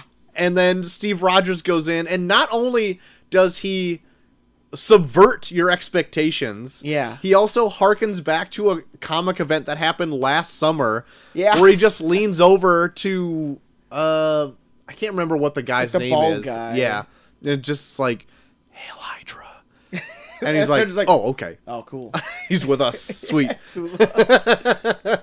And I'm like, damn. And he, like, Secret Empire is the event that he, like, said Hail Hydra or whatever. It, like, shook the internet to its core, where people were just buying the books to burn them and sending them to Nick Spencer, who wrote them. And he's like, thanks for buying my book, guys. The sales are solid. Thank you. Oh, man. So that was fun. Yeah, they even get to a point where Captain America fights himself. Yeah, that was also very fun. And to the point where it's the 2012 one gets up, he's like, I can do this all day. And then the like present day was like, I know. That was good. When they went back to 2012 New York was probably one of my favorite parts of the movie. Oh, totally. It was so much was going on. Yeah. They subverted expectations. They actually botch a few stones Yeah. picking him up, so then like they have to like play catch up Yeah. there. But like all of this going back in time stuff was like some of my favorite parts, and like turned into like the heartfelt moments of the movie. Yeah. You get one in do you get one in the 2012? I don't think you get one there, but then because they really, can't yeah. get the Tesseract, Yeah. because Loki gets his grabs the cube, and which that's probably what the Loki series on Disney Plus is going to be based on. Yeah. So then they're like, well, now what do we do? Oh, Yeah. we'll go back to the 70s. Yeah. Find like Hank Pym Yeah. and get more. Yeah, because they need more Pym particles to Jump through around. jump around through time. So, but it also happens to the point where like he's at a certain place in time where a certain object is and Pym particles are at the same time. Yeah. Just happenstance was in the same. It's actually the same training bunker that he was in the first Avenger. Oh, yeah. That Captain America was. Yeah. But they go back in time, end up bumping into young Hank Pym, Yeah. young Stan Lee, Yeah. which was a great point in time. Yeah. And then they also bump into Howard Stark, Yeah. which I thought was an amazing part of the movie. Yeah. For Tony Stark and Howard Stark to have like a goodbye. Yeah. It was great. Oh, yeah. And there's another point in where that kind of happens too, but it's on Thor's end, where he Yep. goes back and revisits the Dark World Yeah. movie, Yeah. and like gets a goodbye to his mother. Yeah. And I'm like, oh my god! And I also read that Rene Russo had more lines in this movie than in the first two Thor movies combined. I know, because I never felt Thor and his mother's relationship, but then like you see this where it's like, oh shit, they actually did like get along. Right? Yeah, they were really close. Yeah. Like you never really get that feeling in both the Thor movies because she's such like an afterthought most of the time. And even though I said like everybody comes back in this, I thought Natalie Portman came back in this. Yeah. They just used footage that was cut out of the Dark World. Gotcha. Yeah, because they do it and then they just have like a Rocket just come over and just scream running at her with Right. that thing. But Natalie Portman did show up on the red carpet for Hey. the premiere. So There you go. there you have it. There you have it. But well, you want to talk about Thor a little bit before we dude, jump into that? I think Thor is like one of the most interesting characters right now. Yes. In the MCU because he's such a comic relief character, but it's for such tragic reasons. I think, but he's only turned into that because they tried to do different things with him in every movie, and nothing's really clicked up until Ragnarok, where everyone's like, Yeah. "Yes, that's great." Yeah, but I brought up when we were talking about Infinity War last year how like I was digging Thor because the Russos do a really good job of showing why Thor is being so funny because if he's not being funny, then he's dealing with the fact that he's lost everyone in his life, and then the events of Infinity War pretty much made him hit rock bottom, where now he's like a neckbeard growing up in fucking New Asgard, playing video games, getting drunk, and eating pizza all day. With where it's Korg like- and Meek. Yeah. Oh, hey, man. Want to sit down and play Fortnite? But it's like I was listening to a review like not too long ago where it was like, man, like Thor, he's funny, but he's like that guy where it's like, I know who you were, and seeing what you are now, it's like almost sad. Yeah, it is sad. But like, so like Thor was another part in the movie too, where like I like laughed at pretty much everything that he said. Yeah. But at the same time, it like that was the most jarring for me, I guess. Yeah. In this, Like he is pretty much a Viking at this point. Like, Right. He's got the like later he does it, but he's got his beard braided. He's got the long hair back. Yep. But he's like fat. yeah, Where it's like, yeah. dude, I I almost love that he's fat now. I feel like that was like a thing where it's like, I gotta be fat because I'm not working out for this fucking Thor shit anymore. He just turns into Fat Mac. Yeah. From It's Always Sunny. I saw someone was doing like a spoilers without context, and one of them was Fat Mac. Was it? Yeah. Great. Because I saw spoilers without context, and I just saw pictures of the dude. Oh, I saw those And I'm just too, like, yeah. what the fuck does that even mean? And then it's spot on. Oh, totally. Yeah, there's like a scene where like he's like wearing sunglasses where he looks exactly like Big Lebowski. yeah. But yeah, when they get into New Asgard and they reveal that it's like Fat Thor, and it's like he's got this gut, but it's still got like a 6-pack on it, kinda. Yeah. And I'm like, wow, they're really doing this. Yeah. And they play it throughout the rest of the movie like that. Yeah. I figured at one point like he was gonna like turn into Thor and just like be ripped again or whatever. Nope. He's Fat Thor from now on. Yeah. It looks like. Well, at least for this movie, it is. But I appreciate that they had the balls to do it and stick through it the whole movie. Yeah. Because after a while, you fall into it. But because he still has like badass moments in this. Yeah, he does. But I was like, wow. Even after like having the Hulk just be around all the time, Fat Thor, I think, is the biggest chance they took in this movie. Yeah. And I think a lot of people don't like it. Yeah. But I thought it was... Dude, I loved it. It makes him different. Like everyone else is everyone else is like a chiseled jaw, like good looking superhero, and then they went out of they took a chance on, let's make Thor just this fat, depressed, out of shape, like god. Yeah. Where it's like, it's perfect, and it fits him. Where it's like he's hit rock bottom to the point where it's so sad watching him. Yeah. And then he comes back from it, but it's like he's still wearing the remnants of what all these events have turned him into. Yeah. That being said, like when he does go visits the Dark World portion of this, and he does have moments with his mom, I really, really like those moments quite a bit. Like all of the family moments in this were really well handled. Yeah. Regardless of whose family it is. Yeah. Like anytime there was one, I'm just like, man. Yeah. Really good. Like, this movie goes out of its way to give you closure for things you didn't know you wanted closure for. Yeah, for sure. And then the third pairing was War Machine and Nebula, which I was like, that's an odd pairing. Yeah. But they went off to do like the space, well, at least one of the space ones. Yeah. Where the other one being Hawkeye and Black Widow. Right. So the Hawkeye and Black Widow drop War Machine and Nebula off on the planet that Peter Quill drops on at the beginning of Guardians to go get the Power Stone. Yeah. And then Nebula ends up having, like, they witness the whole dance number in the beginning of Guardians, only without the backtrack of a song, just to see Peter Quill singing to himself poorly. Yeah. Throwing those little monsters around. I love, like, this movie does a really good job of, like pointing out how stupid movie moments are.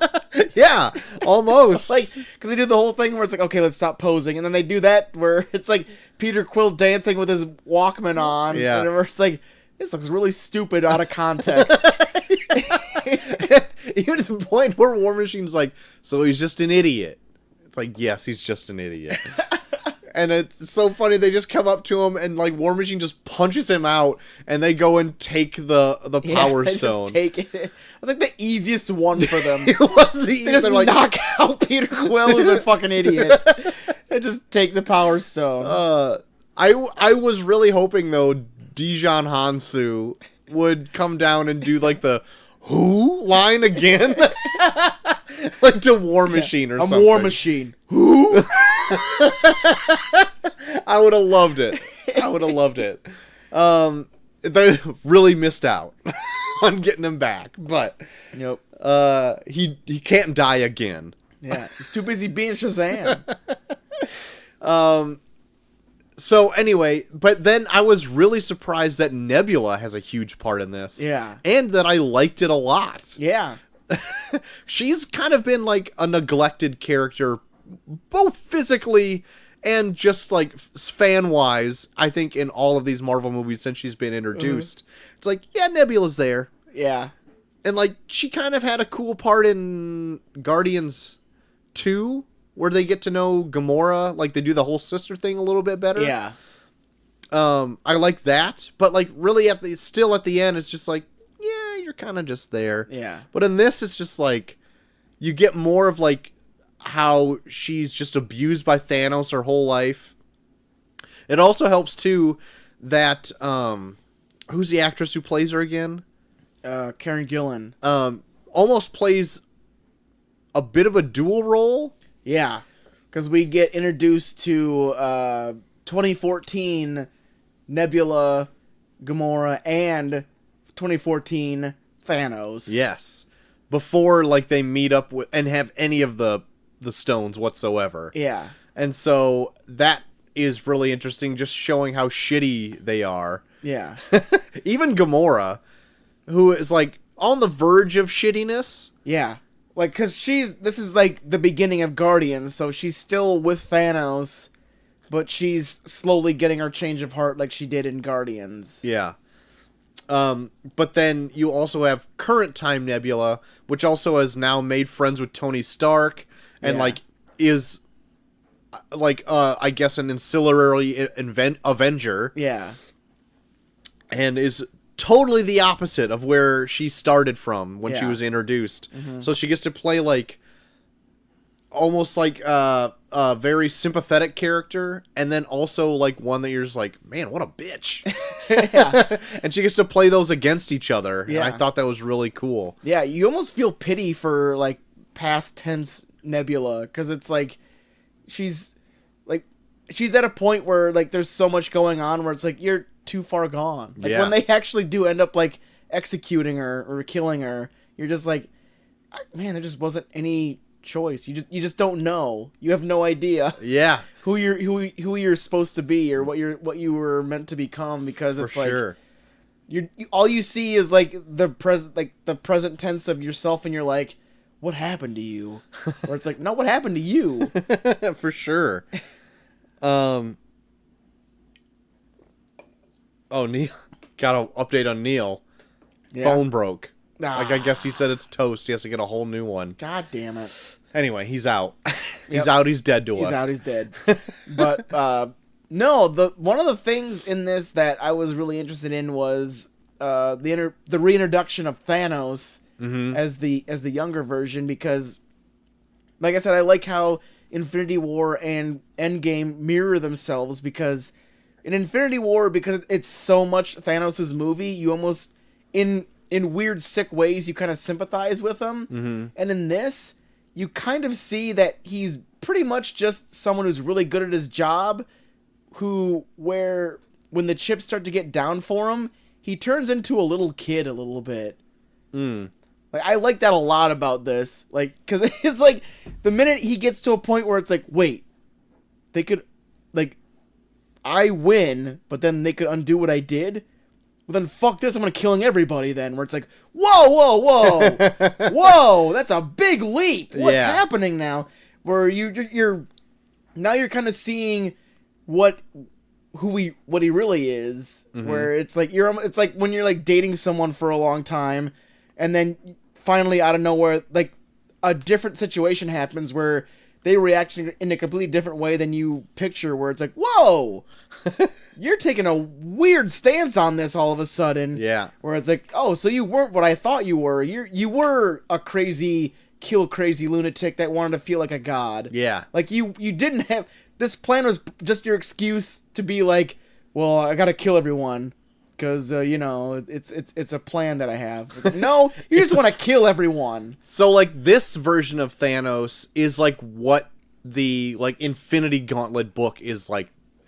Yeah. Granted, yes, in the Infinity Gauntlet book, he snaps his fingers and it eradicates half of human life. Yeah. But that's not his master plan. Yeah. He gets the Infinity Gauntlet and is like, I bet I can just wipe out half of all life. Did it. Yeah. And it's like, holy shit, like, you didn't have any, like, prerequisites going into this. You're just like, I bet you I could do this, and then did it. Yeah, it was like in the 4 years leading up to Infinity War after this was like, how do I market this? And then it was like, okay, I'll just say this to people whenever they come. Where it's like, here he's just like, no, he's a kill crazy lunatic where it's like, what? So I did it, but now they're going to reverse it? Well, then fuck everything. I'm going to destroy everything. Yeah. We were like, Jesus Christ. Yeah, you're just a lunatic. You might have had a like this idea, but it was just bullshit to just feed your kill crazy ideas that you wanted to build up to from there. Yeah. I actually heard an audible oh shit when Nebula was inadvertently like playing back the Avengers plan in front of Thanos in the theater, because it's like, oh shit, like he knows he's already like kicked their asses once, even without him physically doing it. In another lifetime he did it. So he already knows he's like king shit now. And if he waits and bides his time, he could get all the Infinity Stones without searching for them. They're all gonna be in one place. And you're just like, oh shit, he'll do it a fucking again. I know.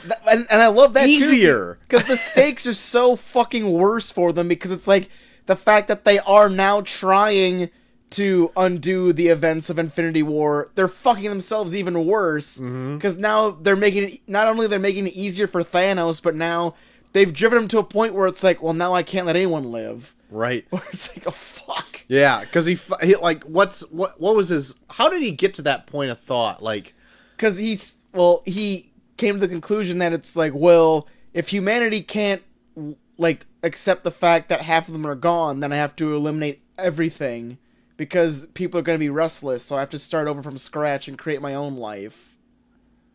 Oh yeah, because like if I eradicate half, there's still people that'll remember. Yeah. And they won't go on living. But if I destroy it all and start from scratch, then they won't know what happened. Right. Oh my god. What a bastard.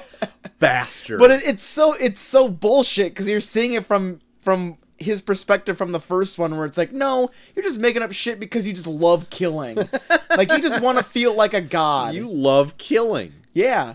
Like, you kind of think back to those scenes from Infinity War where it's like you're saying you're doing this for the good of mankind and for all living things, but you seemed like you were really digging it when you were going to these planets and forcing half of them to die at your hand, where it's like it's like a power thing for more than anything. Yeah. And like the small bit of like the small bit of yourself like denying that fact is eradicated when you see like, oh shit, no, he's a kill crazy lunatic. He doesn't care about his plan. He just wants to do this so he can feel superior over everything. Yeah. Yeah.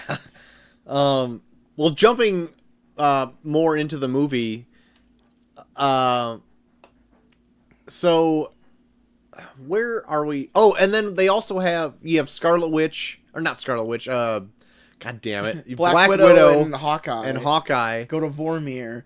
Where when they were going, I was like, oh fuck, one of them's gonna die. See, I went into it thinking that almost that they were gonna get thrown a bone here, and they were gonna have the easy one, because they've already lost so much that they were willing to both sacrifice themselves, and that somehow like the Soul Stone would be able to see that and almost just appear for them to take. Yeah. I kind of thought it was going to go that route, because I didn't want it necessarily played out just the same as the last movie. Because this scene was like pretty similar to the Thanos Gamora scene from Infinity War. Yeah. Except it's just with people like that we've grown with throughout the whole you know, series or whatever. So I didn't really think it was going to go the way it did. And when it did, I was actually surprised that they killed the character they did. Yeah. It ended up being the Black Widow. Yeah. And that's another thing that I like about this, with the two movies mirroring themselves, where you see what Thanos goes through to get the Infinity Stones, and it's a lot of destruction, and then you see what the Avengers go through to get the Infinity Stones, and it's a lot of sacrifice. Yeah. where it definitely sheds a light on what Thanos is doing, where it's like, man, you were a dick. Yeah. Like, the Avengers are finding ways to get the Infinity Stones that are so much more, like, easier and, like, better in terms of, like, not killing people. And then you're like, Thanos, you see what Thanos' methods, and you're like, wow, this guy's a fucking asshole. Yeah. Like, everything, like, this movie just lays it out in a way where it's like, that this guy that you're, like, kind of sympathizing with, he's a dick. Mm-hmm. And because the Avengers are finding ways to do what he did in the first movie and not kill a bunch of people and not be super cruel and not threaten and not do all these terrible things. Yeah. And like, it almost kind of sheds a light on you where it's like, oh my God, what kind of monster am I? But needless to say that, I mean, I think everyone expected, like, maybe Hawkeye to go again. Yeah. Like, yeah. And he didn't. But I know, Hawkeye is the most teased, killed Avenger ever. I know. Like, it's like he's always on the verge of death in every single movie. Yeah. Regardless, they all end up getting the stones they need. Yeah. Coming back to the present day. Yep. And the only thing that's different is there was a swapped Nebula, and nobody really realizes it, because I don't even think the Avengers are, like, paying that close attention to Nebula. Well, they change out, like, a faceplate that she has. That's, like, the only real different thing that she has from the past Nebula. Right. It should have been on War Machine to realize it's like, hey, your arm's not fucked up. But he never says anything. Yeah. Got other things to worry about. Yeah, I suppose the whole fate of the universe is kind of like a different. Like, hold on, guys. Let's take a break out of gathering all these Infinity Stones that almost killed us to look at Nebula's arm to make sure it's okay. Did so when they get them all together, did it bother you, or did you even think about, it's like, oh, so Iron Man can just build, like, an Infinity Gauntlet? Like, they don't have to, like, have one crafted in the heart of a dying star? Because I kind of crossed my mind during this. I'm like, oh, Tony Stark can just contain all that? Because, like, I was even thinking, like, people are just holding on to these stones, like, willy-nilly, and then before it was, like, blowing people up. Yeah. I don't know. I didn't really question it, because it was like, I think it's just a matter of developing something that can hold the stones. Yeah, I get that. But I didn't really think, I'm like, if I dwell on this, it's not going to be any fun. It's like, okay, they built a gauntlet. Good, cool. Yeah. And I got past it, but I did, like, think that, and other people that I've heard talk about the movie said the same thing. It's like, didn't they have to have Peter Dinklage make one of those? And, like, some crazy space metal? It's like, maybe he's smart enough to make a space metal hand. Who knows? He's smart enough to time travel. Why not make a space metal hand? Maybe Peter Dinklage was the only forger, or the only person that could forge metal that Thanos knew, where it's like, well, now I'm gonna just I'm just gonna fuck up your hand so no one else can do it. Whereas, like, there's other people that can do this. Shut up! Nope. Nope, only you. And the person to do it ended up being the Hulk. Yep. Because we found out in Avengers 1 that the energy given off by the stones is gamma energy. Yeah. So he can probably take a big brunt of that, plus he's the Hulk. Of course. So he snaps, everyone comes back, it looks like everything's great, and then all of a sudden, Nebula has already been fucking around with the teleporting machine, teleports bad Thanos back into business, and, like, nukes the Avengers headquarters. Yeah. That was another holy shit moment for me. And it almost kind of puts into perspective, like, how cocky Thanos was in the first movie, where it's like, yeah, he didn't even come close to the full strength of what he could unleash on people. No. Where he was like, oh, I could take care of this with just these kinds of people. But then he gets to here where it's like, they killed me in the future. I'm using everything I fucking got. Yeah. He like got a spaceship, like, right above it, and it's like, fire everything, and Yep. it just like fucking missiles on missiles Oh, on missiles and fuck. blows the shit out of that place. Yeah. Really, nobody should have survived that. No. But everybody did. I know. I was expecting like a war machine to eat it here because they did that whole scene where it's like just go and he's like drowning in that big fucking in like that basement where you're Yeah. like Jesus. Yeah, him and Rocket were about to like just die in the drink. Yeah. Die in the drink. But then I also like that they homaged like another thing from the comic Secret Wars from like the 80s where the Hulk is like lifting this whole mountain because he's lifting up pretty much the whole building Yeah. underneath like this cavern or whatever. I thought that was a kind of cool homage Yeah. for the comic fans out there. Oh yeah. And then from there, everyone pretty much just escapes while Thanos is unleashing hell upon this little corner of the earth. Yeah. And this is where they ended up. This is where they just start retaliating back at Thanos. Yeah. Because they have the Infinity Gauntlet still in the good guys' possession. Mm-hmm. Hawkeye, of all people, has it. Yeah. Running away from those horrible creatures. Oh fuck those like weird dogs from the Infinity War. Yeah, I can never remember what they're called, but the Yeah. weird like four-armed alien Yeah. things. Hell dogs. So that's like a bit of tension, trying to have him get out of there without being torn to shreds. Yeah. And this is where also Captain America, Thor, and Iron Man. Yeah, come they do head to head yeah, with oh, Thanos. Yeah, like the main three fighting Thanos was a really cool moment. Right. Even Thor coming, we didn't even bring up that Thor came back with Mjolnir Right. from when he was in the Dark World. Yeah. To see if he was still worthy, he tried to summon Mjolnir. Yeah, it's like, And I'm worthy. Yeah, and he still came. He's like, "Fuck yeah, two hammers." Yeah. And then goes back in time. And it's like, holy shit, that was pretty cool. Yeah. It sucks for that point in time, Thanos. He doesn't have a hammer. Yeah.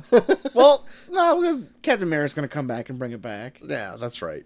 But that was also. This was like a moment. There was moments coming up very soon where it made me so happy that I was in tears of happiness. I messaged you when I got out of the movie where I was like, Troy, I was happy watching this because I know how happy it's going to make you. So like there were family moments in this movie, like Tony Stark meeting his dad, Yep. Thor meeting his mom, Yeah. that kind of stuff. That it was like very emotional, and like I was getting a little misty during those because Yeah. it's like, oh man, like this is super well done, and just Yeah. for them to take the time Mhm. during like this movie of all movies to Yeah. do it in, Yeah. it's like perfect. Yeah. And then they do things like this where it's the culmination of all this stuff, little hints and little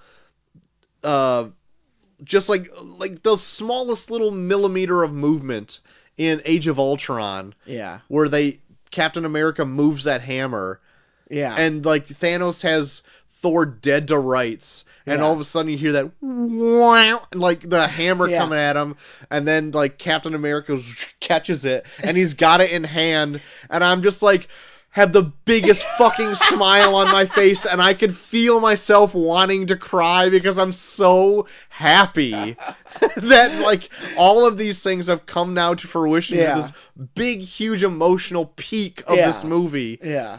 where like the music is swelling and everything's like about to happen, and I'm just like, holy shit, I'm gonna lose it here. And it was awesome. Yeah. It was awesome. Yeah, just the fight scene with those three against Thanos was almost cool enough. Mm-hmm.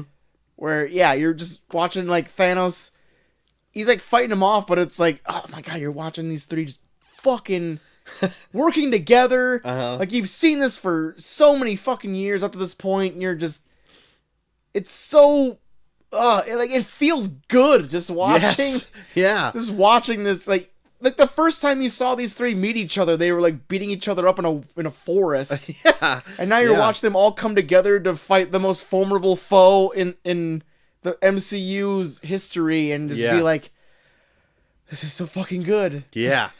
But they end up getting their shit kicked in. Still. Yeah. And, like, Captain America gets his shield broken. Oh, God, yeah. And when he stands up and he tightens that shield on his arm, which is one thing that was changed from the trailer. Yeah. Because he tightens his arm when it's broken. But in the trailer, it's a full-on shield. Yeah. So they changed that. And then he's pretty much, without saying, he's like, I can do this all day type moment. Yeah. And then, like, just everything, like, opens behind Thanos. And he's just like, I'm going to give you everything then. I've got I'm going to just fucking annihilate you into particles. Of every single thing that's to my power to kill just you. And it's like, holy shit, what is going to happen? And then you see the line. That fucking line. The line happens. Which I love how they introduce it with Falcon coming out first and then saying, hey, Cap, on your left. Yeah. And then you just see all these portals open by all of these different sorcerers from Doctor Strange. Yeah. You get to see Black Panther come out with his Dormalaji and his sister. Yeah. And then you see, like, Doctor Strange walk out. Everybody. Yeah. Like, literally everyone. Every single army from Wakanda, from Asgard. All the Asgard, all the fucking sorcerers from Doctor Strange. Like, someone even said that if you look close enough, you can see Howard the Duck with a gun come out of one of the portals. Like, literally everybody is back. The only person that doesn't come back is, like, Vision. Yeah. But, like, I guess... maybe he's dead then. Yeah, I think it does mean that because this movie does have the stakes where it's like... Yeah, if you died not in the snap, like, you're dead. You're dead, yeah. Yep. So, like, granted, like, he's a robot and can come back, and he's gonna be in WandaVision. Yeah, they could find a reason to bring him back in some way. But this was also one of those moments where I'm just like, that fucking line,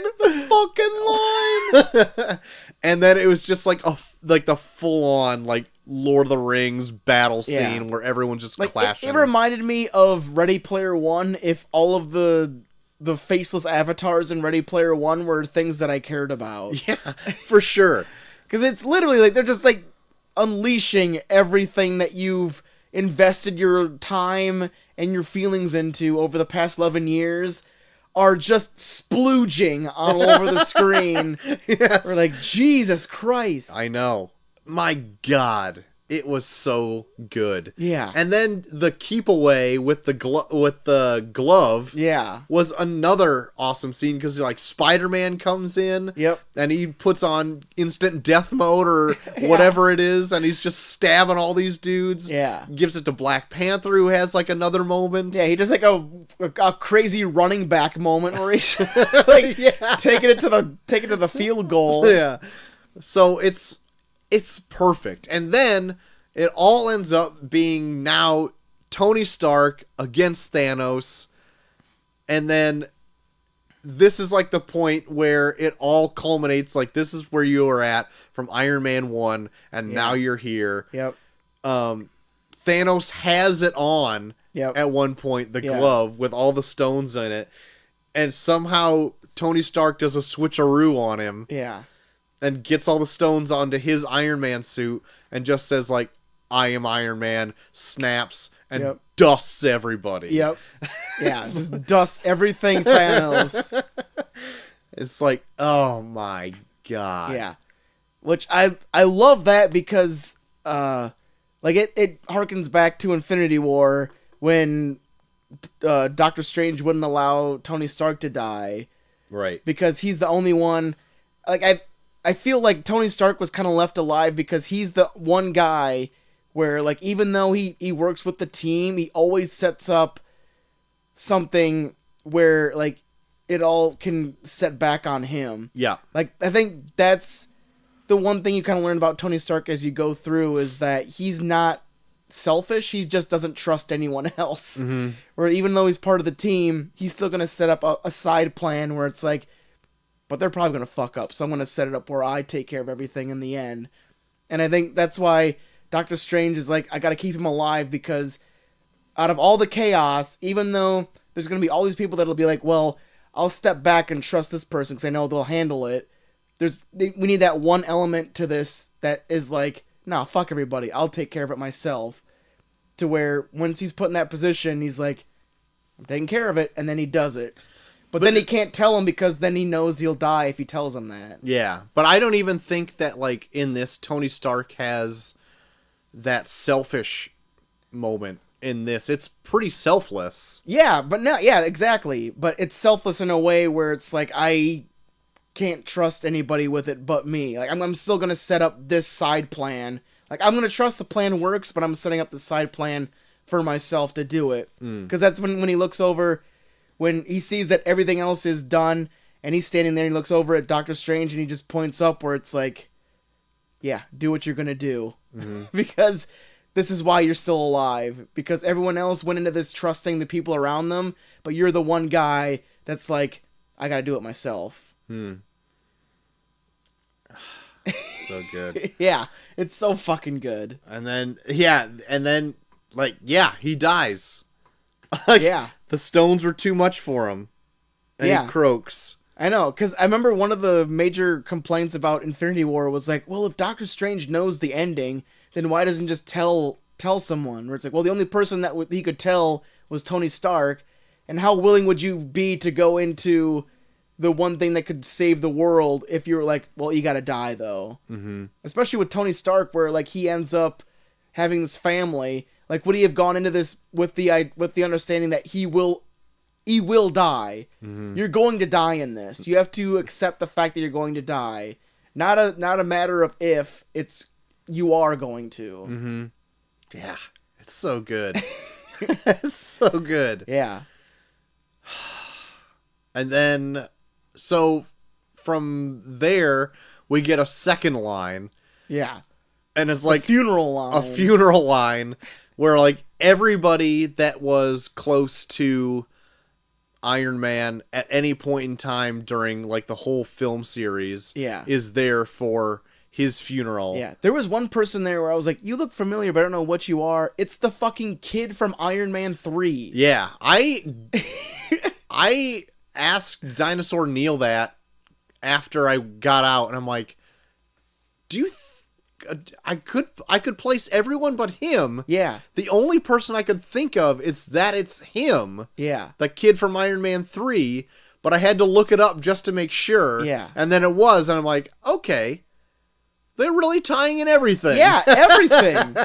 Yeah. 'Cause I remember, I was like everyone I could piece together and I could know who they were, except for that one guy where I was like, who the fuck is that? And then I was watching, like, a video the other day where it's like, it's the kid from Iron Man 3, where I'm like, Jesus Christ. Yeah. They got everything. But they had everybody important to Iron Man there. They had, like, T'Challa, they had Peter Parker and Aunt May. They had even General Ross there. General Ross. They had Captain Marvel there. They had everybody there. Yeah. And it was really good. They had, like, the whole Tony Stark has a heart. Yeah. That was the thing that made Molly cry when we were watching it. Because we just got done watching Iron Man, and then that's, like, the one thing, just being Tony Stark's funeral, it, like, bookends the whole series so well. Yeah. This was, like, a point, too, where, like, I was welling up, because, like, it was handled super well. Yeah. And they made sure they took their time on it. Yeah. Oh, my God. Even, like, Happy telling his daughter that he's going to buy her cheeseburgers. Yeah. Yeah. And I don't think I would even caught that if we didn't do if we didn't watch Iron Man, Yeah. Really well done. Yeah. And then, of course, like, their mission's not really over yet. Yeah. They have to go back and place every stone back, like, a second after they took it. Yeah. And so they build another quantum tunnel or whatever to get back to these things. Captain America agrees to go. Yep. He's got Thor hammer. He's got Mjolnir in hand. He's got the rest of the stones. Oh, yeah. And he's like, well, okay, I'll just go plop these back. And the Hulk is like, okay, you'll be going in 5, 4, 3, 2, 1. You're gone.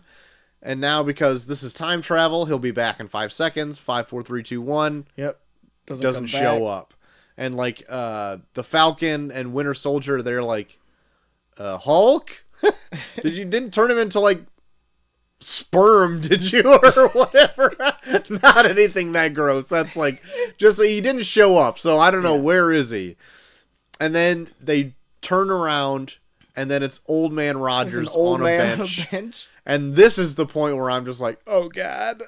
Because like, just bittersweet old men just make me cry. Like, sad old men make me cry. And then this is where Chris Evans is doing his best Ronald Reagan impression ever. He's like, well, I guess took old Tony's advice and lived some life for myself. Mr. Gorbachev, tear down this wall.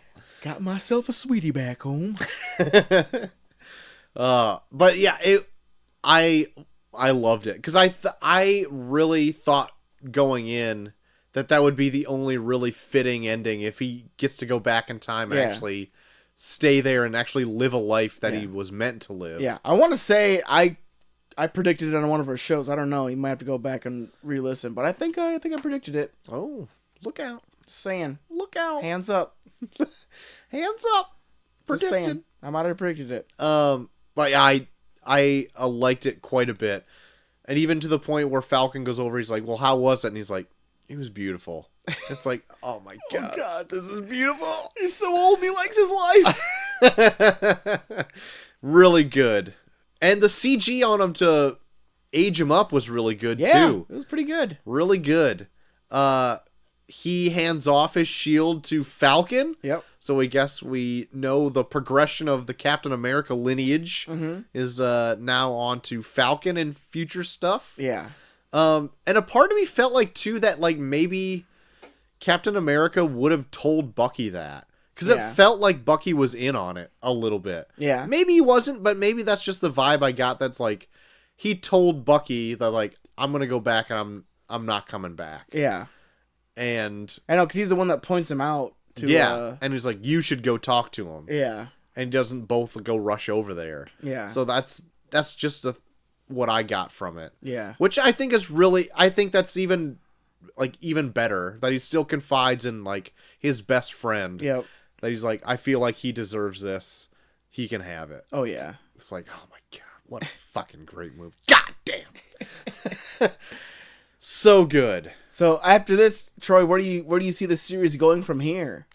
Because even though they really, like, all of the main characters in this, they're out. Like, the only one that's like kind of not out maybe is Thor. Yeah, but it looks like he might be part of the Guardians of the Galaxy, which I'm super excited about now. Yeah, hell yeah, I am. For Guardians 3? Yeah. Are you kidding me? Super excited for it now. Especially if, like, the Thor character now has like been reinvented he's more popular. Yeah. I keep wanting to say vinegar, and that's not right. But I could definitely see Chris Evans or one of the other Chris's, Chris Hemsworth, being like, yeah, I'll keep doing it if like people love it. If I don't have to work out all the fucking time, sure, I'll do it. But then would he want to put on a fat suit every time? So it's like, it's a change up. I don't know. Maybe he gets to cut his hair. But I am excited for that. But yeah, they left some things open where it looks like if Ant-Man does another one, they could introduce his daughter as an Ant-Man. Yeah. Yeah. An Ant-Woman. Yeah. Or even like a Wasp. Tony Stark's daughter, I think, is a little young for anything to happen. Yeah.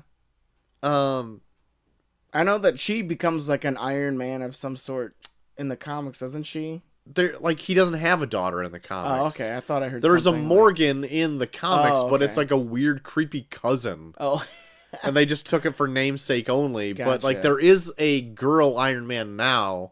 Yeah. Who is just completely unrelated. Yeah. She just figures out, she's just like another genius, like Tony Stark. It's Yeah. like, I figured out how to do this.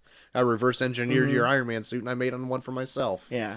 Well, now I heard like a pretty interesting theory today that was like because the glove emits, or all the stones emit so much gamma radiation, and it was used so many times over the course of this movie that it might cause certain mutations. Oh.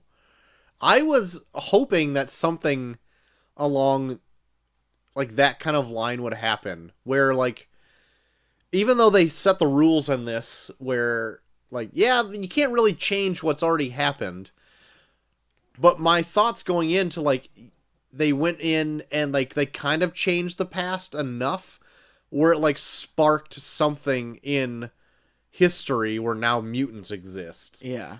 But like they can already just explain like retcon that, where it's like, yeah, Quicksilver and Scarlet Witch, yeah, they're mutants. Yeah. Yeah, why not? Like, who cares? Yeah. The reason why they were able to absorb all that energy from the stones because they're mutants. Yeah. There you go. Yeah. Like, they just exist. Yeah, There's just not that many of them. Yeah. So there you have it. There's only 8.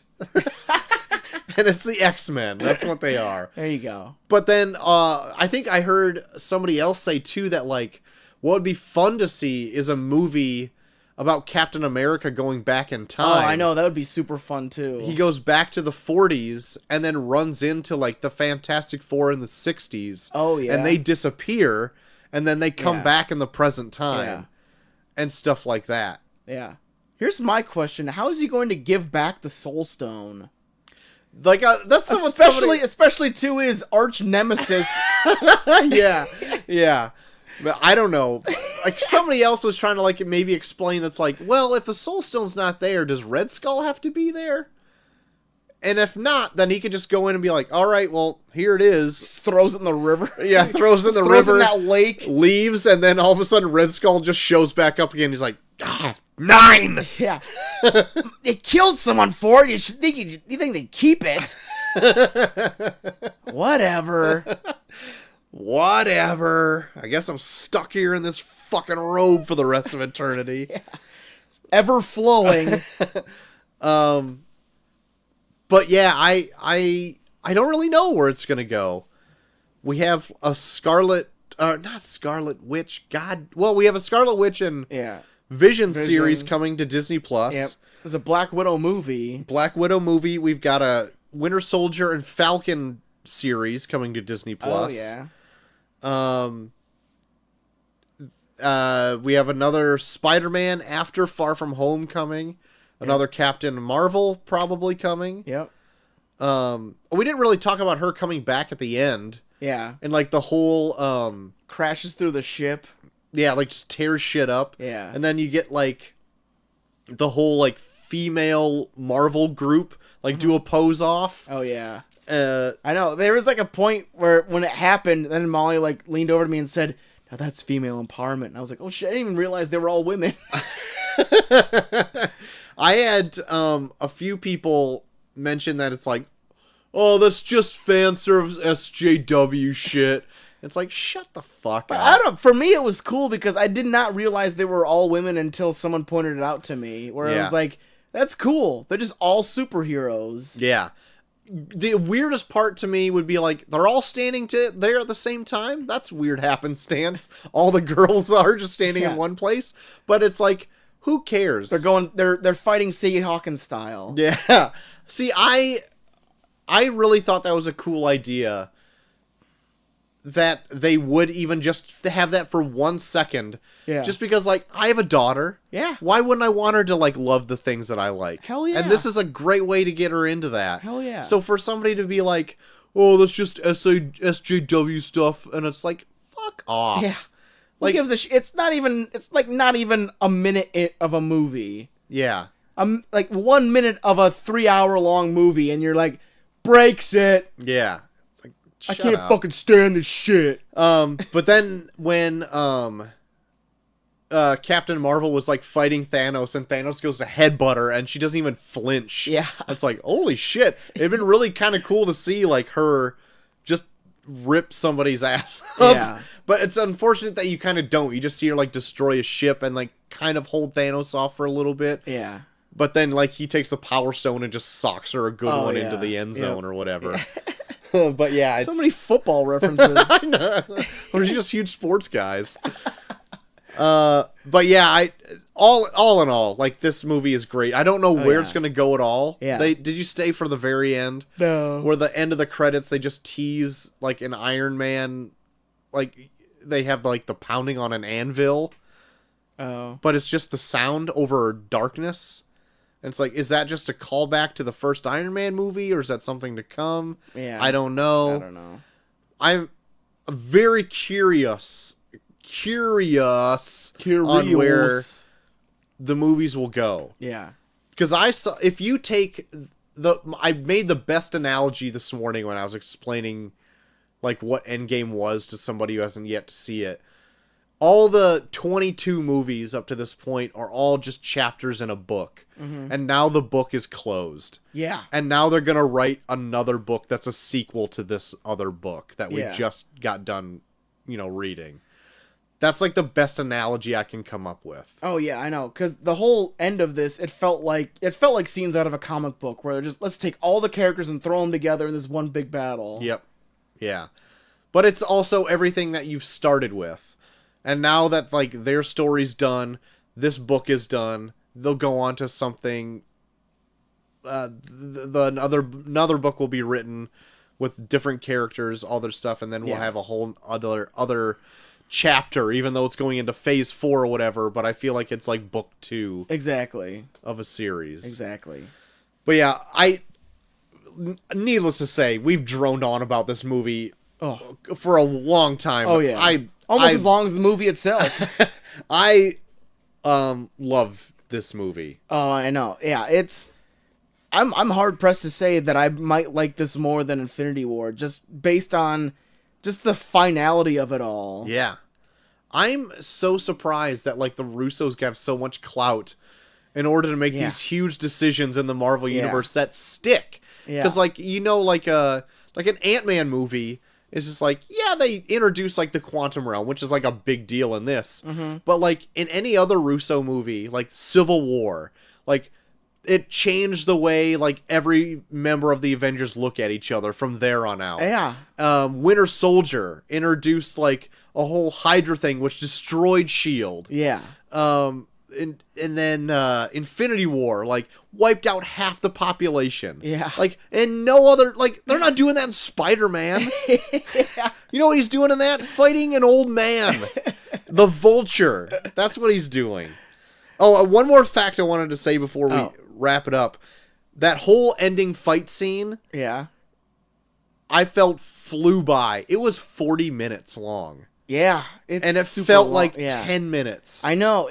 God, yeah, there's so many aspects of this movie where it feels like no time at all, and it's like, like an hour went by. What? Yeah, I know. It was so good. Like, from as slow as I thought that it started, like, even then, I was super involved in it, and I was just like, it doesn't feel like 3 hours went by. No. I want to say, like, when they got to the part where Tony and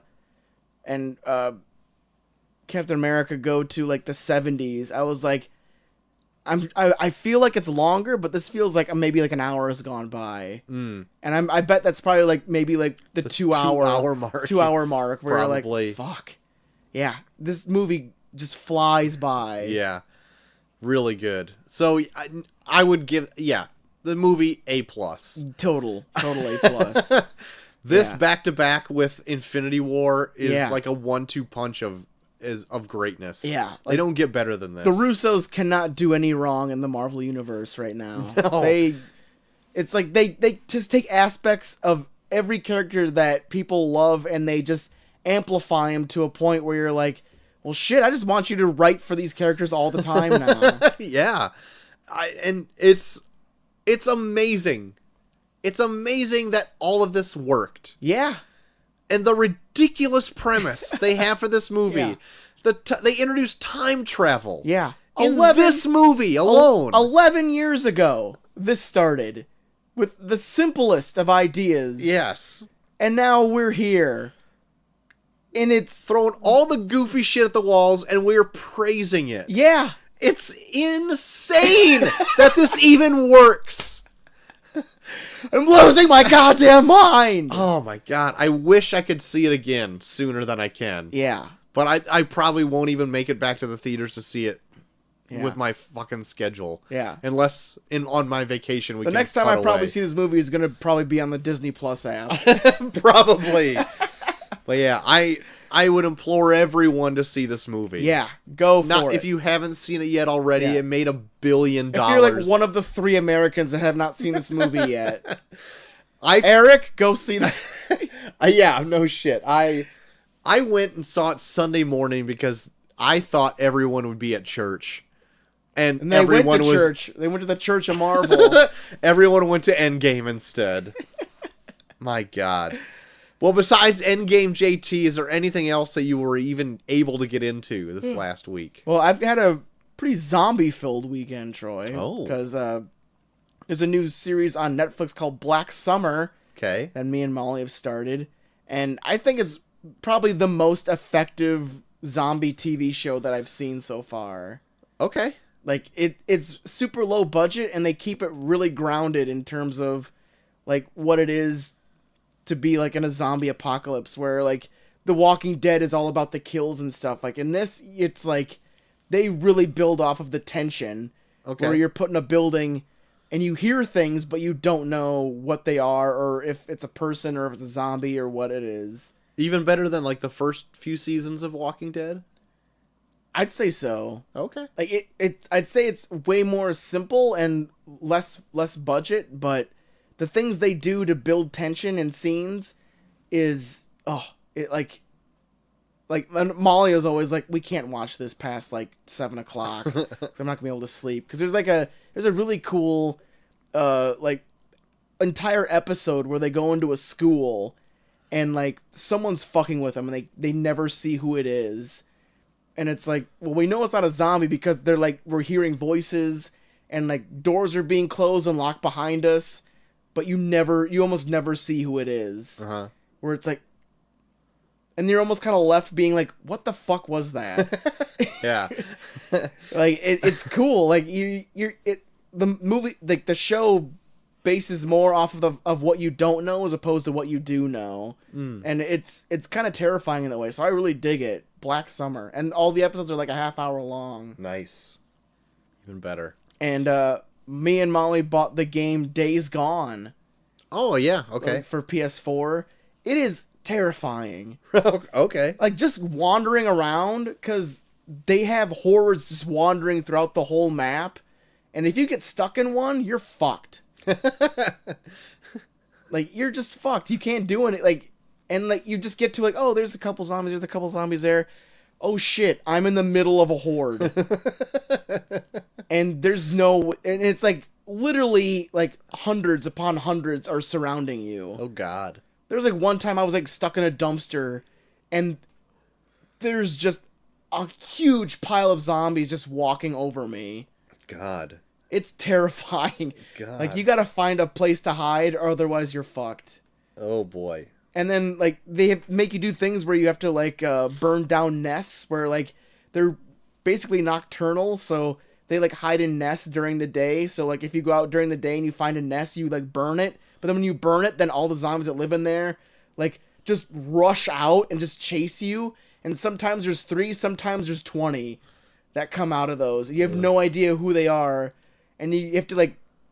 So you have to, like, keep your bike close, because your only vehicle that you can get around with is a bike. But that's also fuel-based. So, like, you could be close to there and have 13% fuel and it will only be able to drive away a certain amount before you run out of gas, and then they're still coming after you. Oh God. Like, the game is pretty terrifying in that sense. Sounds like one I probably won't venture into. But that's all I've been seeing actually lately, is just stuff about that game. Yeah. So it's good. I'm for it. All right. Those are the only 2 things I've really been into. I haven't been into much. I've been doing some reading. I actually have been reading The Ultimates, which is like the relaunch of Avengers in the Ultimate Universe for an upcoming video. Yeah. And the Marvel Cinematic Universe takes a lot from this series. Okay. rather than like the regular superheroicness of the original universe. Yeah. So look out for that fairly soon. And then I also read the first trade of Hellboy for a live stream we are doing. Ooh. Well, if you're listening to this on Tuesday, doing it tonight. So check that out live on YouTube at 7 p.m. Central on the Imperious Rex channel. Oh, talking boy. Swamp Thing. Swamp Thing also really good. Yeah. Check that out. So that's all I have been into, JT. Fair enough. All right. So if you want to check out Endgame and chat with you on the internet about it, Go ahead. Spoilers aplenty because I already saw it. And Bucky Forever on Twitter, also Bucky Forever on Instagram, and Bucky Forever on Snapchat. Troy. You can find me at Troy to the Max on Twitter. You can find us both at Review Pod on Twitter as well. All of our episodes are uploaded onto Facebook.com/ReviewReviewPod, as well as ReviewReviewPod.podbean.com. Oh, yeah. And while you are searching for other places to find us, we are on things such as Stitcher and Spotify and Google Podcasts and Apple Podcasts. And while you're there, why don't you give us a rate and review, because that helps other people find the show if you deem it so worthy to be listening to. And if you want to write in, do so at reviewreviewpod@gmail.com. Oh, yeah. That'll do it. That'll do it. That'll do it. That'll do it. Monday, figure it'd be fitting to do a flashback for the movie that started Endgame. Yes, part one. Part 1, where we talk about, with old GHD himself, Avengers Infinity War. Just check it out. Listen to them back to back. Listen to it back to back. Listen to our Monday one first, so you get the story all laid out for you. That's right. Man, I just went back and watched Infinity War not that long ago too. I know. I got the hankering to go back and rewatch it. I haven't got now after Endgame. I've kind of wanted to watch some of these other ones I've been like haven't seen in a long time. I know. Like The Dark World. I know. I wanted to watch. Yeah, I do not like The Dark World, but this made me want to go back and rewatch it. Yeah, for sure. So maybe I'll try to find time to do that. I doubt it, but yeah, man. But we got that. Yeah. And then for our Thursday show, we are going to do our review tournament of random movies 5 winner. We're gonna ground ourselves a little bit, dive into Platoon. Sweet freaking deal. All right, so that'll be the next few shows coming up and down the pipeline. Yes. But until then, JT, I have been Short of the Max Extreme. I am GT3K. And we are off.